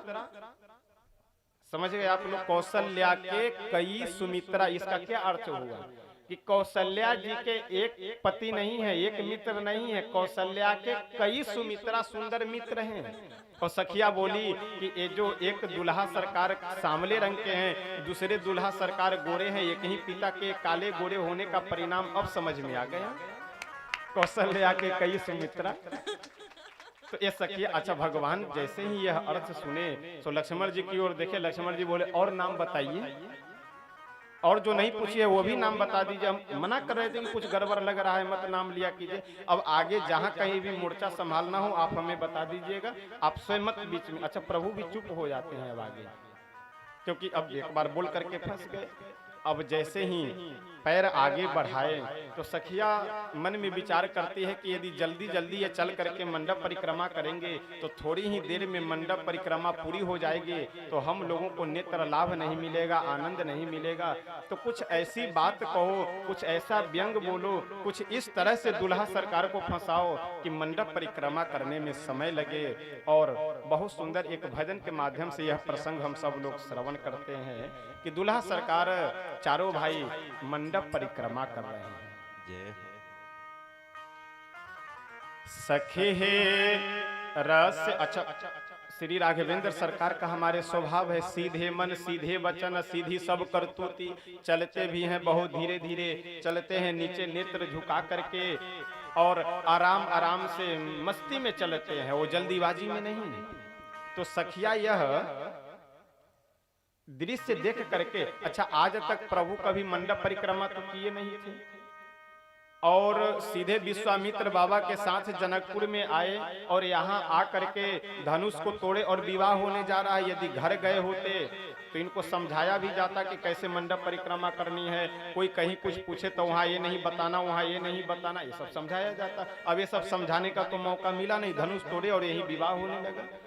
तो प्रभु यह समझ नहीं पा रहे थे कि इस मंडप को तेजी में दौड़ करके पूरा करें या धीरे धीरे पूरा करें। तो प्रभु को लगा कि शायद थोड़े तेजी में चल करके इसे पूरा किया जाता हो। तो प्रभु अपने न बहुत धीरे चल रहे हैं न बहुत तेजी में चल रहे हैं, मंडप परिक्रमा आरंभ की। और सखिया कहती है, सखी हे रस रस पाहुन चले छठ को ना, सखी रस रस पाहुन चले छठ को ना, सखे रस रस पाहुन चले छठ को ना, सखी रस रस पाहुन चले छठ को ना, सखी हे कोल्हुआ के बरद भगैया के ना, सखी कोल्हुआ के बरद भगैया जना, सखी हे कोल्हुआ के बरद भगैया के ना, सखी कोल्हुआ के बरद भगैया के ना।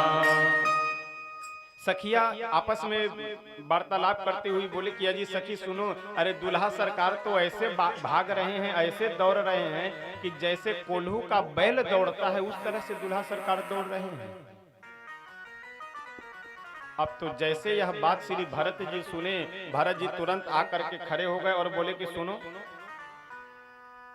पहले प्रभु से बोले कि प्रभु मैं इन मिथिलानियों से कुछ प्रश्न करना चाहता हूँ। भगवान बोले कि इनसे प्रश्न उत्तर के चक्कर में यदि फंसोगे तो बिना बदनाम हुए नहीं बच पाओगे, तो इसलिए प्रश्न उत्तर जो कहें चुपचाप सुन करके मुंह बंद कर करके चलते रहो, इसी में भलाई है। भारत जी बोले कि नहीं नहीं ऐसा नहीं हो सकता, हम तो पूछेंगे कि कैसे आपको कोल्हू का बैल बता रही है। मिथिलानिया बोली कि दूल्हा सरकार तो ऐसे दौड़ रहे हैं, ऐसे भाग रहे हैं कि जैसे कोल्हू का बैल भागता हो। भगवान बोले कि अच्छा अगर प्रतिष्ठा न बचानी हो तो जाओ गवा लो प्रतिष्ठा पूछ करके। भरत जी गए और जा करके बोले कि सुनो, आप सब किस भाव से और किस कारण से आप लोग मेरे बड़े भैया श्री राम जी को जो साक्षात ब्रह्म है उनको कोल्हू का बैल बता रही हो। मिथिलानिया बोली कि आपको तो अपने कुल खानदान का नाम पता ही नहीं है। भरत जी बोले क्या बात करती हो, हम पूरे अपने प्रारंभ से लेकर के अभी तक हमारे बड़े भैया श्री राम जी और हम सब लोग अपने सूर्य वंश में 40वें नंबर पे हैं, और पूरे हमसे पहले जो 39 मेरे पूर्वज हो चुके हैं सबका मैं नाम जानता हूँ।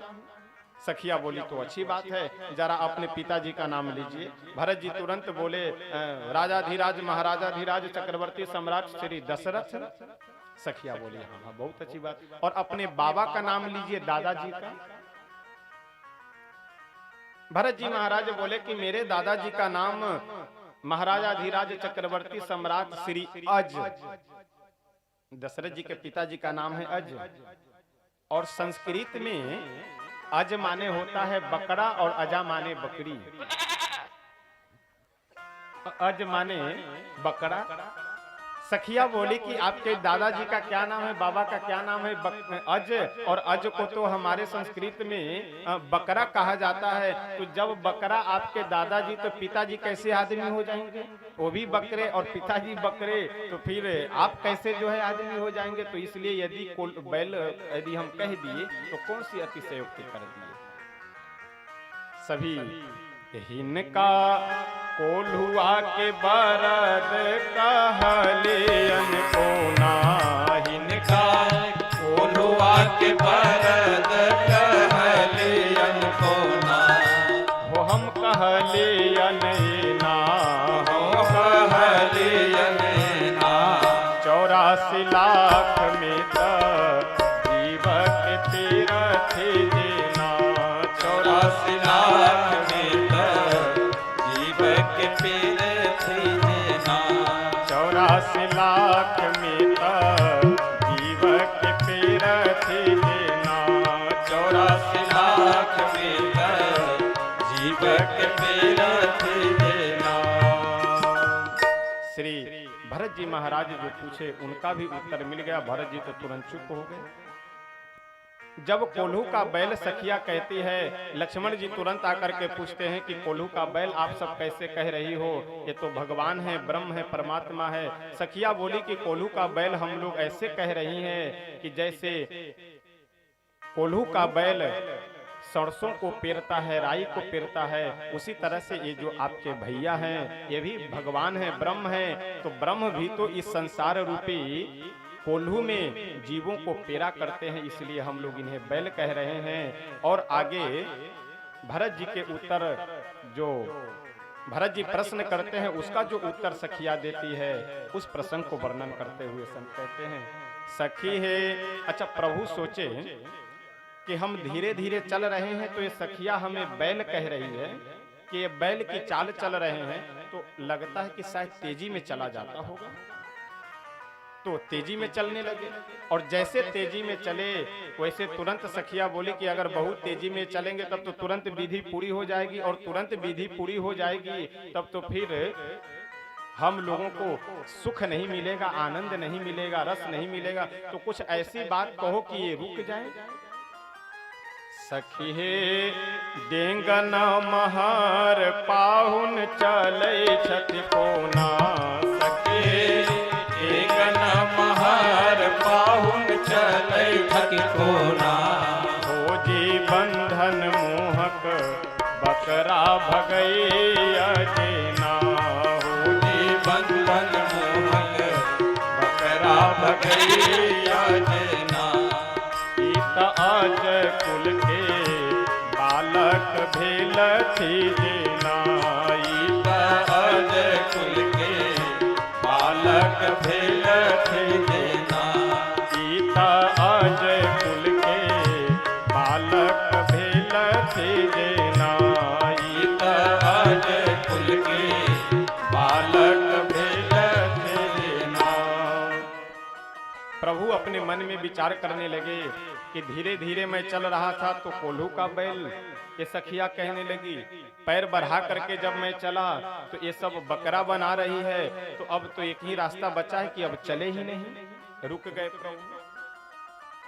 अब जैसे मंडप परिक्रमा पूरा होने से पहले ही प्रभु खड़े हो गए, रुक गए। सखिया बोले कि अजी सुनो, अगर ये दूल्हा सरकार आगे नहीं बढ़ेंगे तो परिक्रमा पूरी नहीं होगी, और परिक्रमा जब तक पूरी नहीं होगी तब तक आगे की विधि कैसे होगी। तो यदि रुक गए हैं तो जबरदस्ती धक्का दे करके तो आगे बढ़ाया नहीं जा सकता। सखिया बोली कि कुछ ऐसी बात इनको बता दो कि जो एकदम इनको बिख के समान लगे और तुरंत चलने लगे। तो सखिया आपस में कहती है विचार कर करके कि सखी है, दुल्हा सरकार आंगन में खड़े हैं, कैसे खड़े हैं?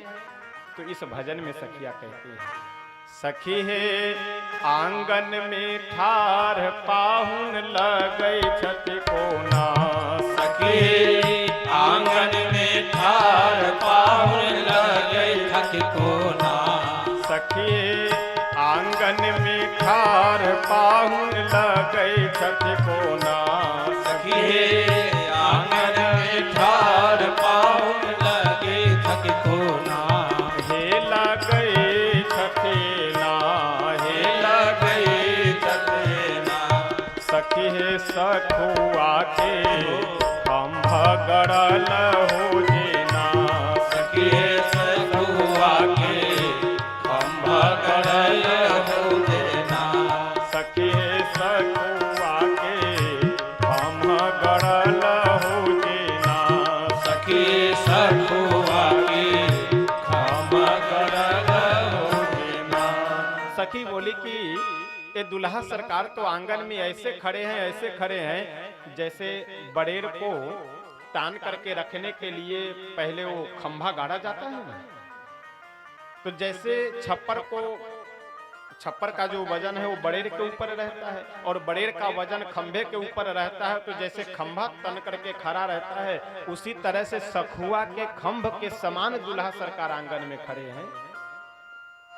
अच्छा, प्रभु भी अपने मन में विचार करते हुए बड़े आश्चर्य में पड़ गए और मुस्कुरा भी रहे हैं कि धीरे धीरे चलो तो कोल्हू का बैल, तेजी में चलो तो बकरा, न चलो तो सखुआ का खंभ, तो अब क्या करे, एक ही उपाय बचा है, या तो बैठ जाए नहीं तो लेट जाए।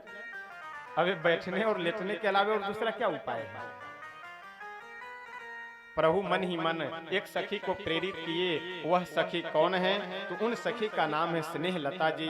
स्नेहलता जी आकर के पूछती है, कहते स्नेहलता पाहुन चलता को ना सके। कहते स्नेहलता चलता को ना पाहुन चलता को ना। पाहुन चलता को ना। हम अंगूर इशारा बतवियन देना। हम अंगूर इशारा बतवियन देना। हम अंगूर इशारा बतवियन देना। हम अंगूर इशारा बतवियन देना। एक सखी आकर के पूछे कि अजी सखियों सुनो, तुम लोग तो दुल्हा सरकार को किसी में चैन से नहीं जीने दे रही हो, न धीरे चल पाए, न तेजी में चल पाए, न रुक पाए, तो आखिर यह चले कैसे? मिथिला की सखिया बोली कि हम अंगूर इशारा बतवी अनजेना। जिस तरह से हम अंगुली की इशारा बताएं कि दुल्हा सरकार चलिए तो दुल्हा सरकार चले, कहें कि दुल्हा सरकार रुकिए तो दुल्हा सरकार रुक जाए। और कितनी विचित्र बात है, जिनकी भ्रिकुटी के इशारे मात्र से पूरे ब्रह्मांड का पालन होता है, विनाश हो जाता है, पूरे ब्रह्मांड की सृष्टि हो जाती है, उन ब्रह्म को, उन भगवान को ये मिथिलानियां अपने अंगुली की इशारे पे नचा रही है, घुमा रही है। कितना अद्भुत मिथिलावासियों का भाव है। मिथिला की सखिया जब विवाह संपन्न हो जाता है तो मिथिला की सखिया चारों दुल्हा सरकार से बोली कि दुल्हा सरकार आप मिथिले में ही रह जाइए, यहीं रह जाइए, अब अयोध्या जी मत जाइए। लक्ष्मण जी बोले कि वाह क्या बात करती हो, हम यहीं रह जाए, हमारे यहाँ क्या कोई कमी है अयोध्या जी में? सखिया बोली कि आपके यहाँ तो कमी नहीं है, लेकिन खाने को नहीं मिलता है। लक्ष्मण जी बोले कि क्या बात करती हो, हमारे पिता श्री चक्रवर्ती सम्राट महाराजा धीराज दशरथ जी हैं, जो पूरे पृथ्वी के राजा महाराजा जिनके चरणों में शीश नवाते हैं, उनके महल में, उनके राज्य में खाने पीने को नहीं मिलता है। मिथिलावासिनी सखिया बोली कि दुल्हा सरकार आपके यहाँ खाने पीने को तो मिलता है, लेकिन एक चीज ऐसी है कि जो केवल आपको मिथिला में मिलेगा और जिसका प्रमाण पत्र केवल हम लोगों को मिला है देने के लिए, खिलाने के लिए, बाकी पूरे संसार में आपको कोई नहीं खिला सकता है। लक्ष्मण जी बोले कि क्या बात करती हो, संसार में हमारे भैया के एक से एक भक्त हैं, 56 भोग 3600 व्यंजन खिलाने वाले। सखिया बोली कि 56 भोग 3600 व्यंजन खिलाने वाले होंगे, सब कुछ संसार में आपको खिलाने वाले मिल जाएंगे, क्या संसार में किसी की हिम्मत है कि जो आपको गाली खिला सके? लक्ष्मण जी चुप। मिथिलानिया बोली कि जो हम लोगों को अधिकार है गाली देने की, यह अधिकार पूरे संसार में कहीं और नहीं है, तो आप कम से कम गाली सुनने के लिए ही यहाँ पे रह जाइए। लक्ष्मण जी बोले कि वाह, और कुछ नहीं मिला सुनाने के लिए, और कुछ नहीं मिला बहाना रोकने के लिए?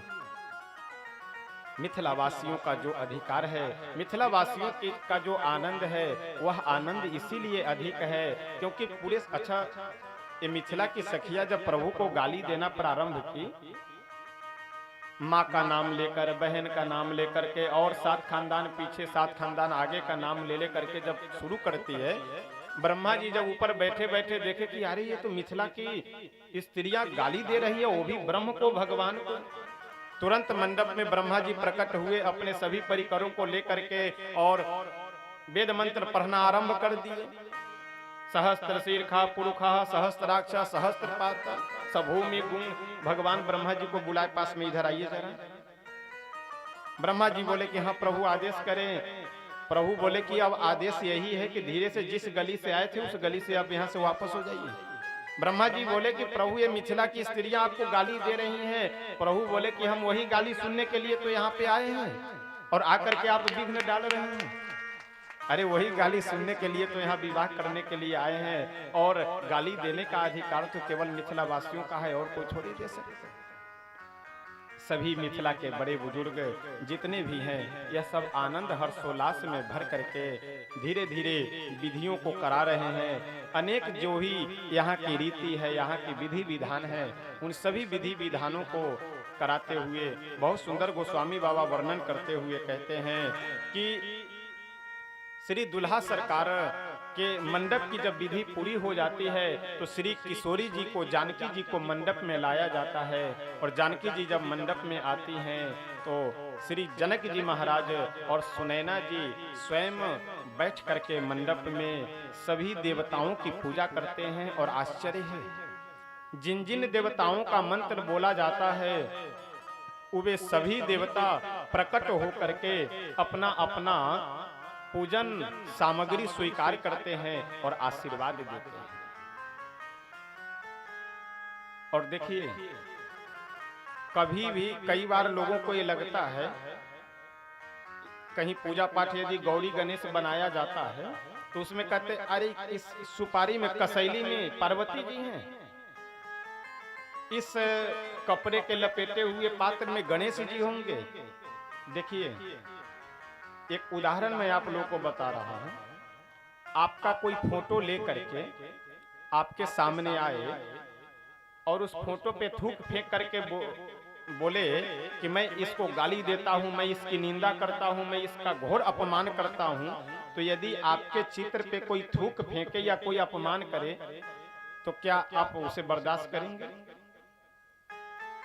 आपको अच्छा लगेगा? वह बुरा लगेगा या नहीं लगेगा?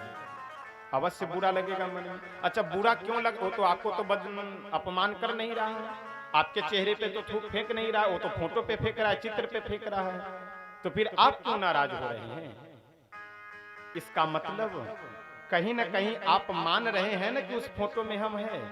उसी तरह से देवता की भावना कर करके, भगवान की भावना कर करके, जिस वस्तु में, जिस जगह पे हम यदि उनको याद करते हैं उस वस्तु में आकर के वह वास करते हैं और उस जगह पे आकर के हमें आशीर्वाद प्रदान करते हैं। क्योंकि वेदों ने भी कहा है कि ईशावास्य मिदम सर्वम यत् किंच जगत्याम जगत। इस संसार में जो भी कण कण मात्र है सब में भगवान का वास है, जितने भी जीव मात्र हैं सब में भगवान का वास है। तो इसलिए भगवान यदि सर्वव्यापक हैं तो हमारे आपके सब के पास है, हमारे आपके सब के अंदर में है। तो इसलिए यह कभी भी शंका नहीं रखनी चाहिए कि यहाँ भगवान कैसे हो सकते हैं, वहाँ कैसे हो सकते हैं। भक्त की जहाँ पे हाँ भगवान वहाँ। प्रहलाद जी को एक खंभे में बांध करके हिरण्यकशिपु तलवार लेकर के खड़ा हो गया और बोला कि क्यों रे प्रहलाद, तेरा भगवान सब। बच्चे बगल हो जाओ, पीछे जाओ बेटा। ये बच्चे को पकड़ करके रखिए, बच्चों को बैठा करके रखिए, कथा के आगे घूमे नहीं। हिरण्यकशिपु बोला कि क्यों रे प्रहलाद, तेरा भगवान कहाँ है? प्रहलाद जी बोले कि पिताश्री वो तो सब जगह है और वह सब जगह है। हिरण्यकशिपु बोला कि यदि वो सब जगह है तो क्या इस खंबे में भी है? प्रहलाद जी बोले बिल्कुल खंबे में है। और जैसे एक गदा का प्रहार खंबे पे करता है वैसे नृसिंह भगवान प्रकट हो गए। तो कहने का तात्पर्य यह है कि हम जहाँ भाव जागृत करेंगे, हम जहाँ स्नेह लगाएंगे, भगवान वहीं प्रकट होकर के हमें दर्शन देंगे। बस आवश्यकता केवल यह है कि हमें मन में यह इच्छा बनाने की। आइए 7:30 का समय हो चुका है, तो 10 मिनट हम सब लोग प्रेम से श्री सीताराम नाम का जप करते हैं। उसके बाद फिर आगे का प्रसंग हम सब श्रवण करेंगे।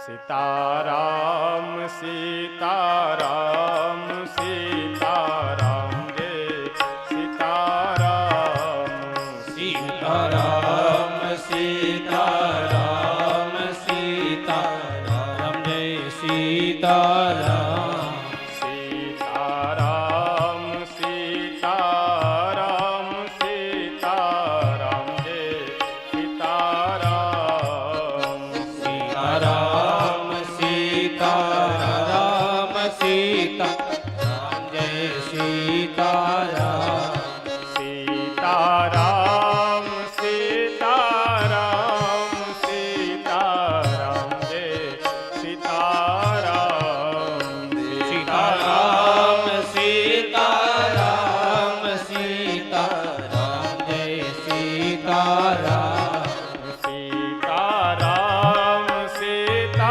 सीताराम सीताराम जय सीताराम सीताराम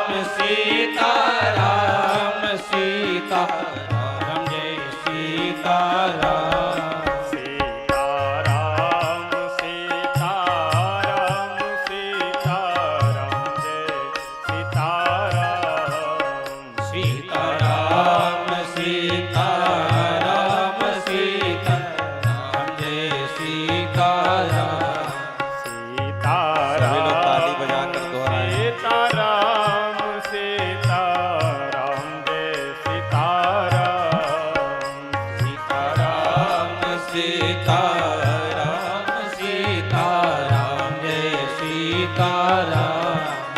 सीताराम सीताराम सीताराम जय सीताराम सीताराम सीताराम सीताराम जय सीताराम सीताराम सीताराम सीताराम जय सीताराम सीताराम सीताराम सीताराम जय सीताराम सीताराम सीताराम सीताराम जय सीताराम सीताराम जय सीताराम सीताराम जय सीताराम सीताराम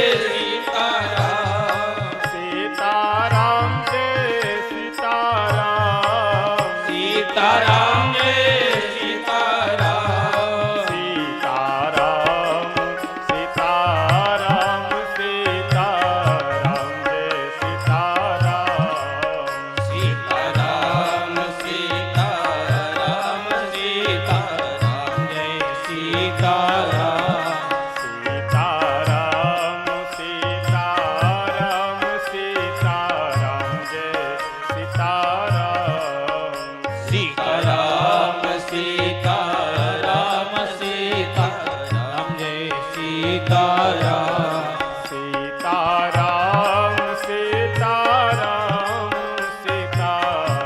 जय सीताराम सीताराम सीताराम सीताराम जय सीताराम सीताराम सीताराम सीताराम जय सीताराम सीताराम सीताराम सीताराम जय सीताराम सीताराम सीताराम सीताराम जय सीताराम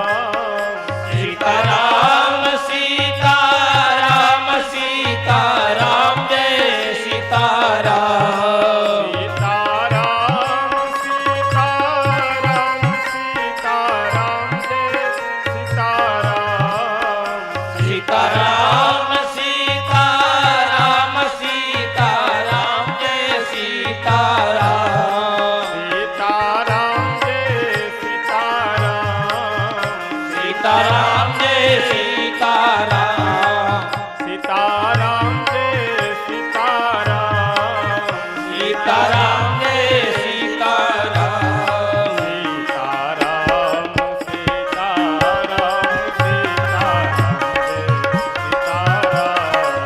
सीताराम सीताराम सीताराम सीताराम जय सीताराम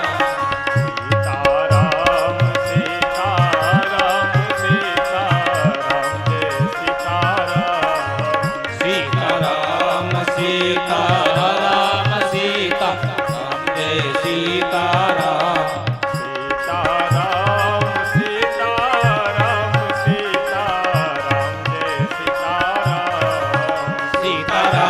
सीताराम सीताराम जय सीताराम सीताराम सीताराम सीताराम जय सीताराम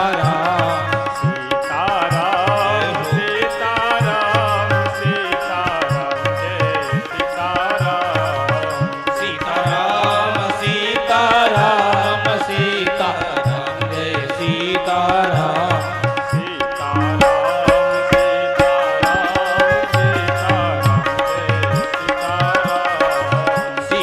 सीताराम सीताराम जय सीताराम सीताराम सीताराम सीताराम जय सीताराम सीताराम सीताराम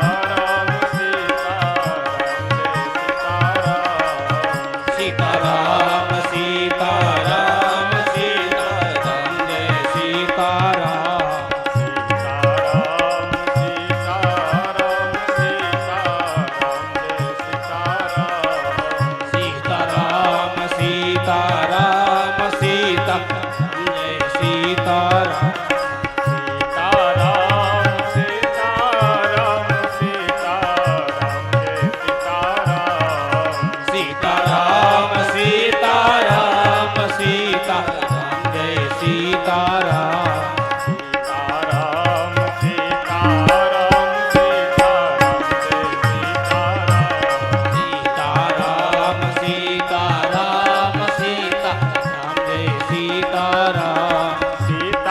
सीताराम सीताराम जय सीताराम सीताराम सीताराम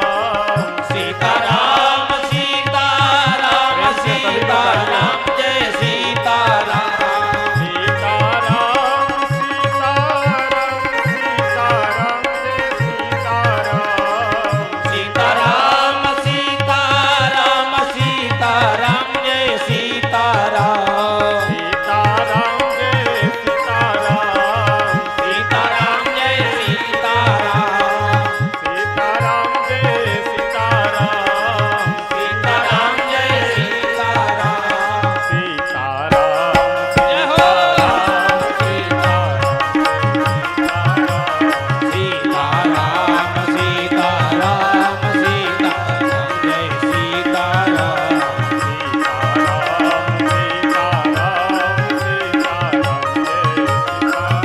सीताराम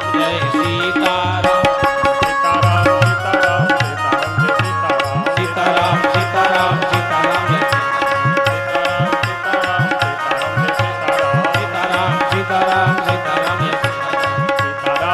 जय सीताराम सीताराम सीताराम सीताराम जय सीताराम सीताराम सीताराम जय सीताराम सीताराम सीताराम जय सीताराम सीताराम सीताराम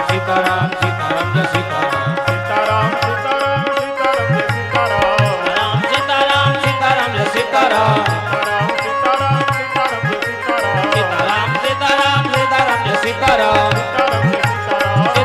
सीताराम सीताराम सीताराम सीताराम जय सीताराम सीताराम जय सीताराम सीताराम सीताराम सीताराम जय सीताराम श्री सीताराम नाम भगवान की श्री बगही सरकार की जय जय सीताराम। 7:30 बजे से 8 बजे के मध्य 10 मिनट श्री सीताराम नाम अथवा ईश्वर के जिस नाम में श्रद्धा हो उस नाम का बैठ करके हम सबको अवश्य जप करना चाहिए। जो करते हैं अच्छी बात है, नहीं करते हैं तो उन्हें कुछ नियम बनाना चाहिए। वास्तव में मन की समस्या को दूर करने के लिए, मन को शांत करने के लिए भगवान की भक्ति, भगवान नाम ही बंद कर दीजिए। भगवान का नाम ही सर्व सुलभ साधन है कि जिससे हम अपने मन को शांत कर सकते हैं। आज जो डिप्रेशन की बीमारी है, डिप्रेशन की समस्या जो है चल रही है, इसका सबसे बड़ा कारण यही है कि मन में जो नहीं रखना चाहिए वह भी रखे रहते हैं। अच्छा, स्वाभाविक बात है, यदि आप मोबाइल में जो मेमोरी लगाई जाती है, मेमोरी कार्ड, उस मेमोरी कार्ड को लेकर के कहीं जाइए किसी कंप्यूटर वाले के पास और कहिए कि इसमें बढ़िया बढ़िया कोई गीत भर दो, और जैसे वो अपने लैपटॉप में लगाएगा तो क्या बोल, यदि खाली है तब तो भर देगा, और यदि नहीं खाली है तो कह देगा कि आपका मेमोरी फुल है, इसमें भर नहीं पाएगा। तो ये जो हम लोग अपने मेमोरी को फुल कर लेते हैं ना, ये संसार की दुनियादारी से, इधर झूठ फराड, उसको ऐसा कहना, उसने हमारे साथ ऐसा किया, तो यदि मेमोरी खाली होता रहेगा तब तो ये हैंग नहीं करेगा। और इसको केवल यदि भरते रहेंगे, कहीं अगर खाली होने का जगह नहीं रहेगा तो फिर यही मोबाइल हैंग करने लगता है। तो ये डिप्रेशन की जो समस्या है, वो डिप्रेशन क्या है, यही जब वो मेमोरी जब हैंग करने लगता है तो ये डिप्रेशन की समस्या। देखिए, धर्म की सबसे बड़ी विशेषता जो है और भगवान को मानने के पीछे जो सबसे बड़ी विशेषता है वह यह है कि भगवान के प्रति यदि हमारी आपकी श्रद्धा भाव है, हम आप यदि मान रहे हैं, तो भगवान मिलेंगे या नहीं मिलेंगे इसको आप किनारे रख दीजिए, उसके चक्कर में आप मत पड़िए। भगवान को मानने से सबसे बड़ा लाभ आपको जीवन में यह मिलेगा, धर्म आचरण करने से, परोपकार करने से सबसे बड़ा लाभ आपके जीवन में यह मिलेगा। जैसे कई बार ऐसा होता है कि आप बहुत लोगों की सहायता किए हैं, खूब परोपकार किए हैं, लेकिन आपके ऊपर जब विपत्ति आती है, आपके ऊपर समस्या आती है, तो उस समय कई बार जीवन में ऐसी घटनाएं होती है कि कोई साथ देने के लिए खड़ा नहीं रहता है। पता लगे कि जितने लोगों को आप नंबर मिलाइए, जो आपके अनन्य खास थे, जो कहते थे अरे आप तो हमारे प्राणों से प्रिय हैं, आप यदि कहें तो बिल्कुल 12 बजे रात्रि में, 2 बजे रात्रि में हम आपके लिए हाजिर हैं, उनका मोबाइल स्विच ऑफ। आप जिस आदमी से संपर्क करना चाहते हैं उनका मोबाइल अभी स्विच ऑफ है, या आपका नंबर डाल दिए ब्लैक लिस्ट में। ऐसा होता है कई बार जीवन में कि जिन जिन लोगों को, जिन जिन मित्रों को, रिश्तेदारों को आप अपना समझ रहे हैं, सब के सब साथ छोड़ दिए, उस समय आप क्या करेंगे? समझ रहे हैं प्रसंग को? जिन जिन लोगों से आपने आशा लगा रखा था, जिन जिन लोगों से भरोसा था, अरे हमारे ऊपर जब समस्या आएगी तो हमारे फलाने मित्र हैं, तो हमारे फलाने रिश्तेदार हैं, तो अमुक हैं, वो सब जब आपका साथ छोड़ देंगे, उस समय आप क्या करेंगे? उस समय एक ही रास्ता बचा हुआ है, आत्महत्या करने के अलावा आपके पास क्या रास्ता बचेगा? लेकिन यदि भगवान में आपकी श्रद्धा है, तो जब ऐसी परिस्थिति आपके जीवन में आएगी कि जब कोई भी साथ देने के लिए नहीं तैयार है, कोई बात करने के लिए तैयार नहीं है, उस समय आपका आत्मबल जगेगा। अरे चलो, ये संसार के लोग हमारा साथ नहीं दे रहे हैं तो क्या हुआ, भगवान तो मेरे साथ में है, तो आप आत्महत्या करने से बच जाएंगे। धर्म को मानने से, भगवान को मानने से सबसे बड़ा लाभ आपके जीवन में यही मिलेगा। तो इसलिए बुद्धि का दुरुपयोग छोड़ करके बुद्धि का सदुपयोग यही है कि आप चाहे जितना पढ़ लीजिए, चाहे जितने ऊंचे पद पे चले जाएं, अच्छी बात है, खूब ऊंचे पद पे जाइए, लेकिन उसके साथ साथ संस्कार को कभी भी नहीं छोड़ना चाहिए। क्योंकि संस्कार यदि आपका समाप्त हो गया, देखिए संस्कार और चरित्र ये दोनों जुड़वा भाई है, मिलता जुलता शब्द है। आपके जीवन में जितनी संपत्ति हो, जितनी ऊंची प्रतिष्ठा हो, जितना बड़ा ऐश्वर्य हो, चाहे लाखों करोड़ों लोग जानने वाले हो, लेकिन एक बार यदि चरित्र पे दाग लगा तो सब मिट्टी में मिल जाएगा। उसी तरह से आप चाहे जितना पढ़ लिख ले, चाहे जितने धनवान बन जाए, चाहे जितने ऊंचे पद पे चले जाए, और यदि आपका संस्कार समाप्त हो गया तो ये सब पढ़ाई, धन संपत्ति ये कूड़े के समान है, कोई मतलब नहीं। तो इसलिए संस्कार, चरित्र ये सब होना बहुत आवश्यक है।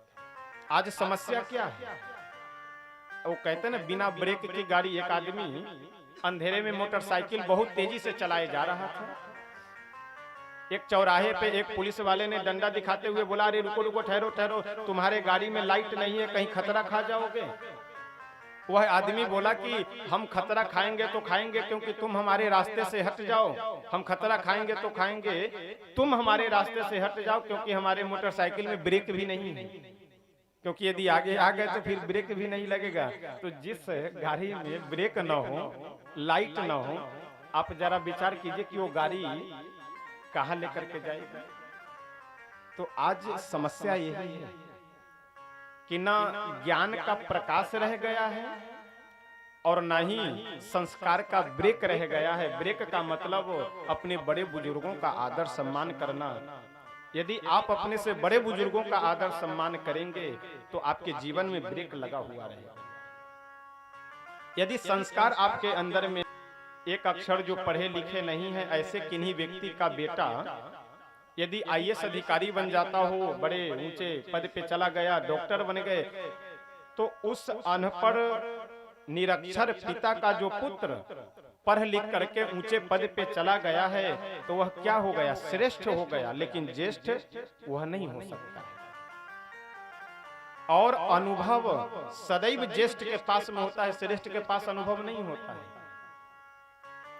यदि श्रेष्ठ के पास अनुभव होता तो 4 वर्ष पढ़ाई करने के बाद, 4 वर्ष परिश्रम करने के बाद कोई व्यक्ति एमबीबीएस कर रहे हो, कर करके पास कर गए, तो उनको सीधी नौकरी मिल जानी चाहिए कि हाँ जाइए फलाने जगह पे आप मरीजों को देखिए। लेकिन नहीं, 2 वर्ष पहले ट्रेनिंग में भेजा जाता है। ये ट्रेनिंग क्या है? अनुभव लेना ही तो है। इतनी कठिन परिश्रम करने के बाद आईएएस आईपीएस की व्यक्ति इंटरव्यू निकालता है, परिश्रम करने के बाद, मेहनत करने के बाद। लेकिन सब मेहनत करने के बाद, इंटरव्यू निकालने के बाद, हर जगह पास होने के बाद भी 2 वर्ष ट्रेनिंग में भेजा जाता है। ट्रेनिंग कौन सी बलाए है? ये ट्रेनिंग वही अनुभव लेने के लिए है।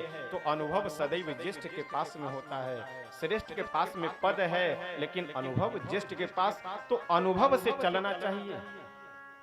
विवाह का प्रसंग चल रहा है, तो एक बहुत सुंदर प्रसंग मैं आप लोगों से निवेदन करूं। किसी गांव में एक लड़की का विवाह हो रहा था, तो लड़की वालों ने, ध्यान देकर के सुनिएगा, इस प्रसंग से बहुत सुंदर आपको मार्ग रास्ता समझ में आएगा।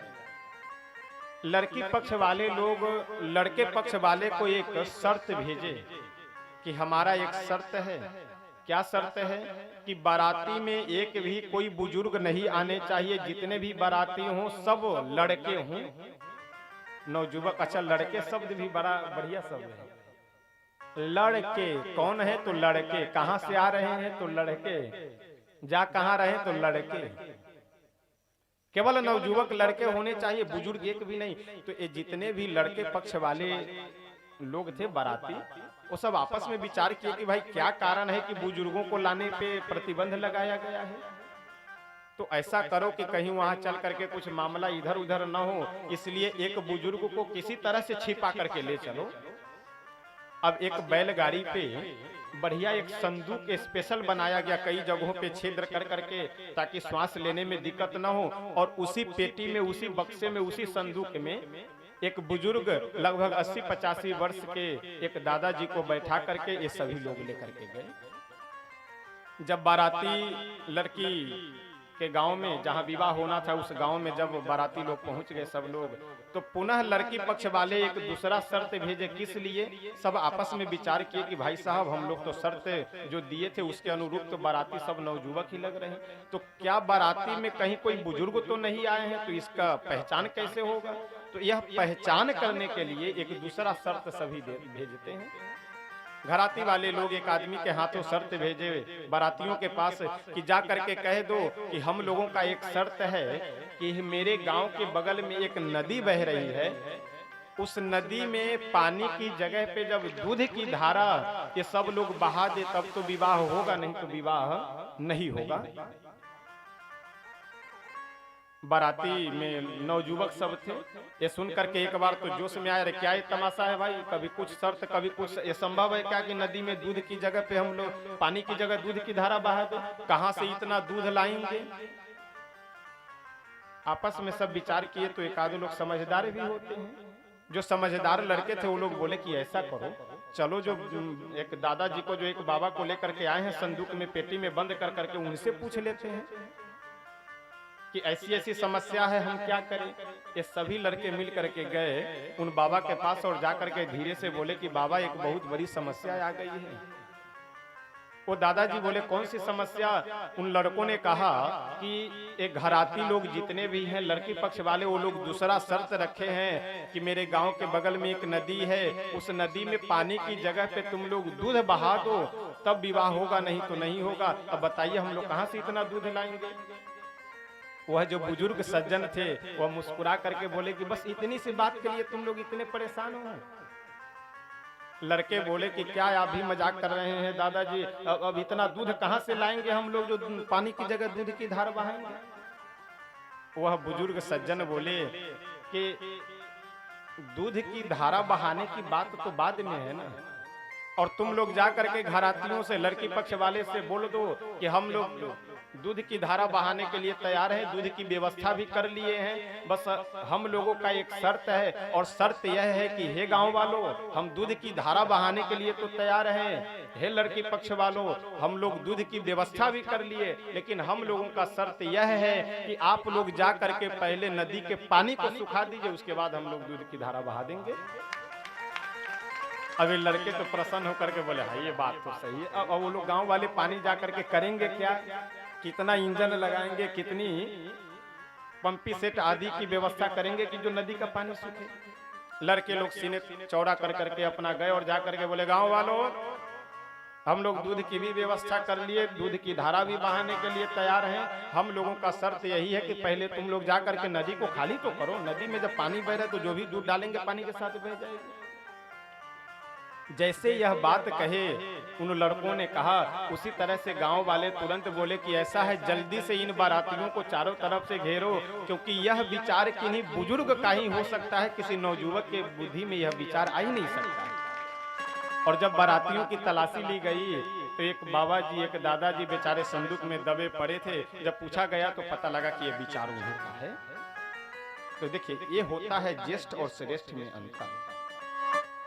थोड़ा बहुत पढ़ लेने के बाद, थोड़ी बहुत बुद्धि प्राप्त कर लेने के बाद, थोड़ी बहुत शिक्षा ग्रहण कर लेने के बाद, आज जो व्यक्ति अपने माता पिता को, बड़े बुजुर्गों को मूर्ख समझने लगते हैं, अरे ये सब एक अक्षर पढ़े लिखे नहीं, ये हमें क्या समझाएंगे। यदि ऐसा आप सोच रहे हैं तो आप समझिए कि बहुत बड़ी भूल कर रहे हैं, बहुत बड़ी गलती कर रहे हैं जीवन में। इसलिए यदि आपको आगे बढ़ना हो, यदि जीवन में आनंद से, शांति से रहना हो, तो इसके लिए अपने बड़े बुजुर्गों का सम्मान देना बहुत आवश्यक है। हमारे शास्त्रों में कहा गया है कि अभिवादनशीलस्य नित्यम वृद्धोपि सेविनः चत्वारि तस्य वर्धन्ते आयुर्विद्या यशो बलम। आयु की, विद्या की, यश की और बल की वृद्धि होती है अपने बड़े बुजुर्गों से आशीर्वाद लेने से। तो इसलिए आशीर्वाद लेने में झिझकना नहीं चाहिए, आशीर्वाद लेने में पीछे नहीं दबना चाहिए। और आशीर्वाद यदि लेना है तो आशीर्वाद लेने के लिए झुकने आना चाहिए। और कितना, कमर के पास तक नहीं झुकने की आवश्यकता है, चरण के पास तक झुका जाना चाहिए। एक दिन मैं निवेदन कर रहा था ना कि आजकल लोग प्रणाम करते हैं तो धीरे से एकदम कमर के पास से, अरे कमर काहे के लिए भाई छू रहे हो, अलग से ही हाथ जोड़ करके प्रणाम कर लो। पहले तो लोग चरण छूते थे, धीरे धीरे जब और मॉडर्न हुए, मतलब आगे विकसित हुए और मॉडर्न हुए तो घुटने छूने प्रारंभ कर दिए। अब और मॉडर्न होते जा रहे हैं तो अब कमर छूना प्रारंभ, और कुछ दिन इतने मॉडर्न हो जाए कि कुछ अब पता नहीं क्या छुए हो। अब खोपड़ी बचा हुआ, यही खोपड़ी छुएंगे, अब तो खोपड़ी छूना है तो यही हो जाएगा कि तू, अब हम प्रणाम क्या करें, हमसे आशीर्वाद ही तुम ले लो, यही तो होगा। देखिए, मॉडर्न होने का मतलब यह नहीं है कि हम अपने संस्कार को समाप्त कर दें। मॉडर्न होने का मतलब यह नहीं है कि हम निर्वस्त्र होकर के घूमने लगे तो हम बड़े विकसित हो गए, बड़े मॉडर्न हो गए, बड़े बुद्धिजीवी हो गए। निर्वस्त्र जानवर रहते हैं, मनुष्य निर्वस्त्र नहीं रहता है। आज बड़े बड़े शहरों में जाकर के देखिए कि महिलाएं केवल जो है वो सब ऐसे ऐसे ड्रेस की, आपको देख करके शर्म लग जाएगी। और कितना सुंदर संकेत है कि पुराने समय में द्रौपदी का वस्त्र यदि कोई छू देता था तो महाभारत हो गया। यानी द्रौपदी का कोई वस्त्र हरण करना चाह रहा था, शरीर को निर्वस्त्र करना चाह रहा था तो महाभारत हो गया। और आज आप वस्त्र पहनने के लिए बोल दीजिए तो महाभारत हो जाएगा। तुरंत आप ही को शिक्षा देने, तुम अपनी नजर को सही करो, तुम अपनी दृष्टि सही। अरे कैसे नजर सही होगा भाई? हिमालय पर्वत पे बैठ करके और आप यह कहिए कि यहाँ हमें गर्मी लगे चेन्नई और मद्रास जैसे, संभव नहीं है। जहाँ की जो व्यवस्था है वह वहाँ जाएगा ही। वह यदि नेत्र का यह अवगुण समझिए चाहे दोष समझिए, जब नेत्र का यह दोष है कि वह वहाँ जाएगा तो कोई कैसे बदल सकता है? तो इसलिए दोनों आवश्यकता है कि हम अपने संस्कार को भी अच्छा निर्वस्त्र रहने से ही यदि विकसित मॉडर्न और ये सब माना जाए तब तो भाई पुरुष भी गंजी और जो है केवल कच्छा पहन करके घूमे तब तो और मॉडर्न हो जाए। आजकल के तमाम ये सब जो अपने आप को बहुत बड़े समाज सुधारक और बहुत बड़े समाज के पुरोधा ये सब जो अभिनेता और कई लोग बनते हैं, उन सबको बड़ी सभा में देख लीजिए तो केवल एक जो है वो ऊपर एक नीचे वस्त्र पहने, बात खत्म। तो अगर इसी से समाज विकसित होगा, इसी से अगर मॉडर्न कहा जाएगा तो भाई हम तो कहते हैं कि पुरुष भी इसी तरह से घूमे। अगर पुरुष कहीं, अभी जल्दी एक वीडियो वायरल हुआ था कि ये कोई विधायक जी के कोई थे जो ट्रेन में केवल अंदर में एक पैंट पहन करके घूम रहे थे तो उनके ऊपर FIR हो गया। तो हम तो थोड़े विवादित इन सब बयानों से बच करके रहते हैं, कोई फेसबुक पे लिखना या कहीं कुछ जवाब देना, लेकिन व्यासगति तो हमारा है, यहाँ से तो चाहे हम जो बोल सकते हैं। तो यदि हमारा बस चलता तो वहां कहते कि अगर उस विधायक के ऊपर में, उस व्यक्ति के, मनुष्य के ऊपर, उस पुरुष के ऊपर यदि यह अगर FIR हो रहा है तो जो महिलाएं कम वस्त्र पहन करके घूम रही है उसके ऊपर भी FIR होना चाहिए, क्योंकि यह संस्कार हमारा नहीं है। जो हमारा संस्कार और जो आचरण है उसको हम लोगों को अवश्य अपने जीवन में धारण करना चाहिए। और संस्कार, चरित्र, भगवान के प्रति निष्ठा, धर्म में निष्ठा यदि यह हमारे जीवन में है तो आपका जीवन शांति से, आनंद से भी व्यतीत होगा। आइए एक बहुत सुंदर भजन है, हम सब लोग एक दो पंक्ति गा करके तब फिर आगे श्रवण करेंगे कि भगवान के चरणों में हम सब लोग इस भजन के माध्यम से प्रार्थना करते हैं। भगवान मेरी श्री मिथिलावासी जितने भी हैं यह सब भगवान के अनन्य सेवक हैं और भगवान के चरणों में निष्ठा प्रेम रखने वाले हैं। तो हम लोग भी अपने इस मन को भगवान के चरणों में लगा करके रखें। आइए प्रेम से हम सब लोग श्रवण करते हैं एक भजन। भगवान मेरी नैया उस पार लगा देना,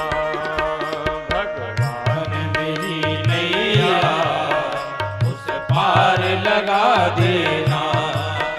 भगवान मेरी नैया उस पार लगा देना, भगवान मेरी नैया उस पार लगा देना। भगवान मेरी नैया उस पार लगा देना, नैया उस पार लगा देना। अब तक तो निभाया है आगे भी निभा देना, अब तक तो निभाया है आगे भी निभा देना।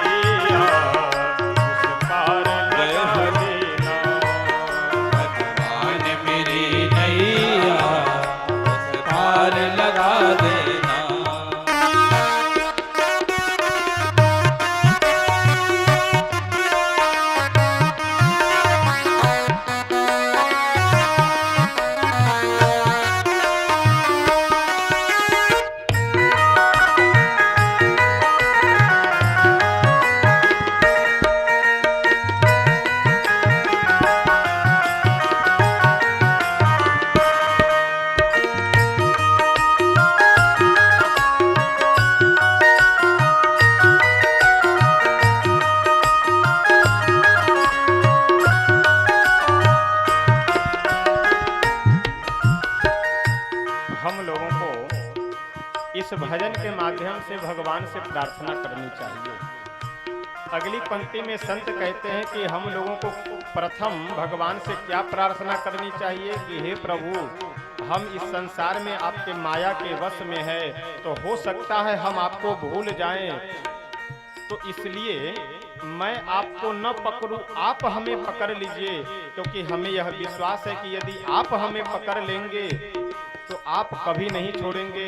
हम तो यदि आपको पकड़ेंगे तो थोड़ा कष्ट आएगा, थोड़ा दुख आया तो हम छोड़ सकते हैं, क्योंकि हम मनुष्य हैं, हम मानव हैं, हम सामान्य व्यक्ति हैं, लेकिन यदि आप हमें पकड़ लेंगे तो आप हमें कभी नहीं छोड़ेंगे। जय संभव है झंझट में मैं तुमको भूल जाऊं, संभव है झंझट में मैं तुमको भूल जाऊं, संभव है झंझट में मैं तुमको भूल जाऊं, संभव है झंझट में मैं तुमको भूल जाऊं, पर नाथ कही तुम तो, पर नाथ कही तुम तो मुझको न भुला देना, पर नाथ कही तुम तो मुझको न भुला देना, भगवान मेरी नैया उस पार लगा देना, भगवान मेरी नैया उस पार लगा देना।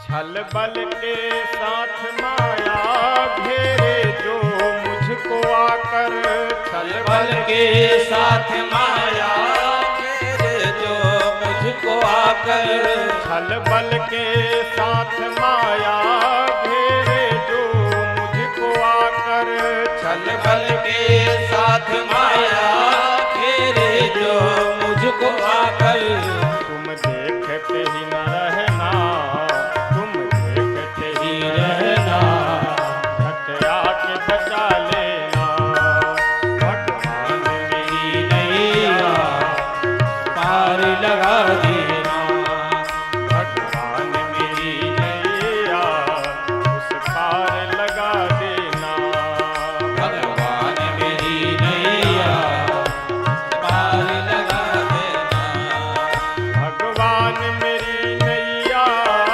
उस पार लगा देना, भगवान मेरी नैया उस पार लगा देना, अब तक तो निभाया है आगे भी निभा देना, अब तक तो निभाया है आगे भी निभा देना, भगवान मेरी नैया उस पार लगा देना, भगवान मेरी नैया उस पार लगा देना।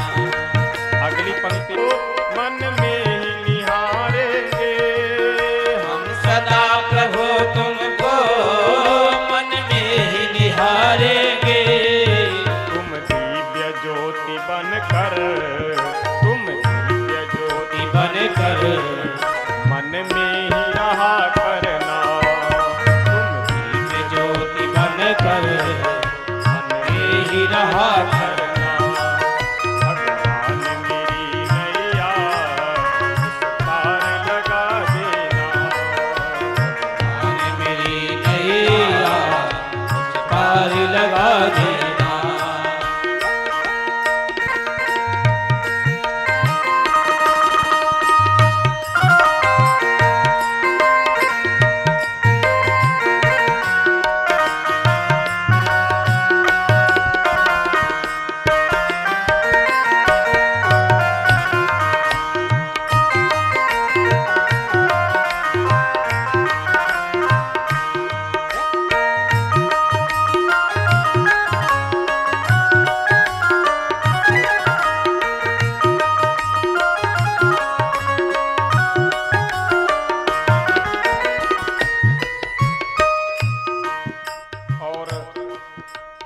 अंतिम पंक्ति में संत बहुत सुंदर बात कहते हैं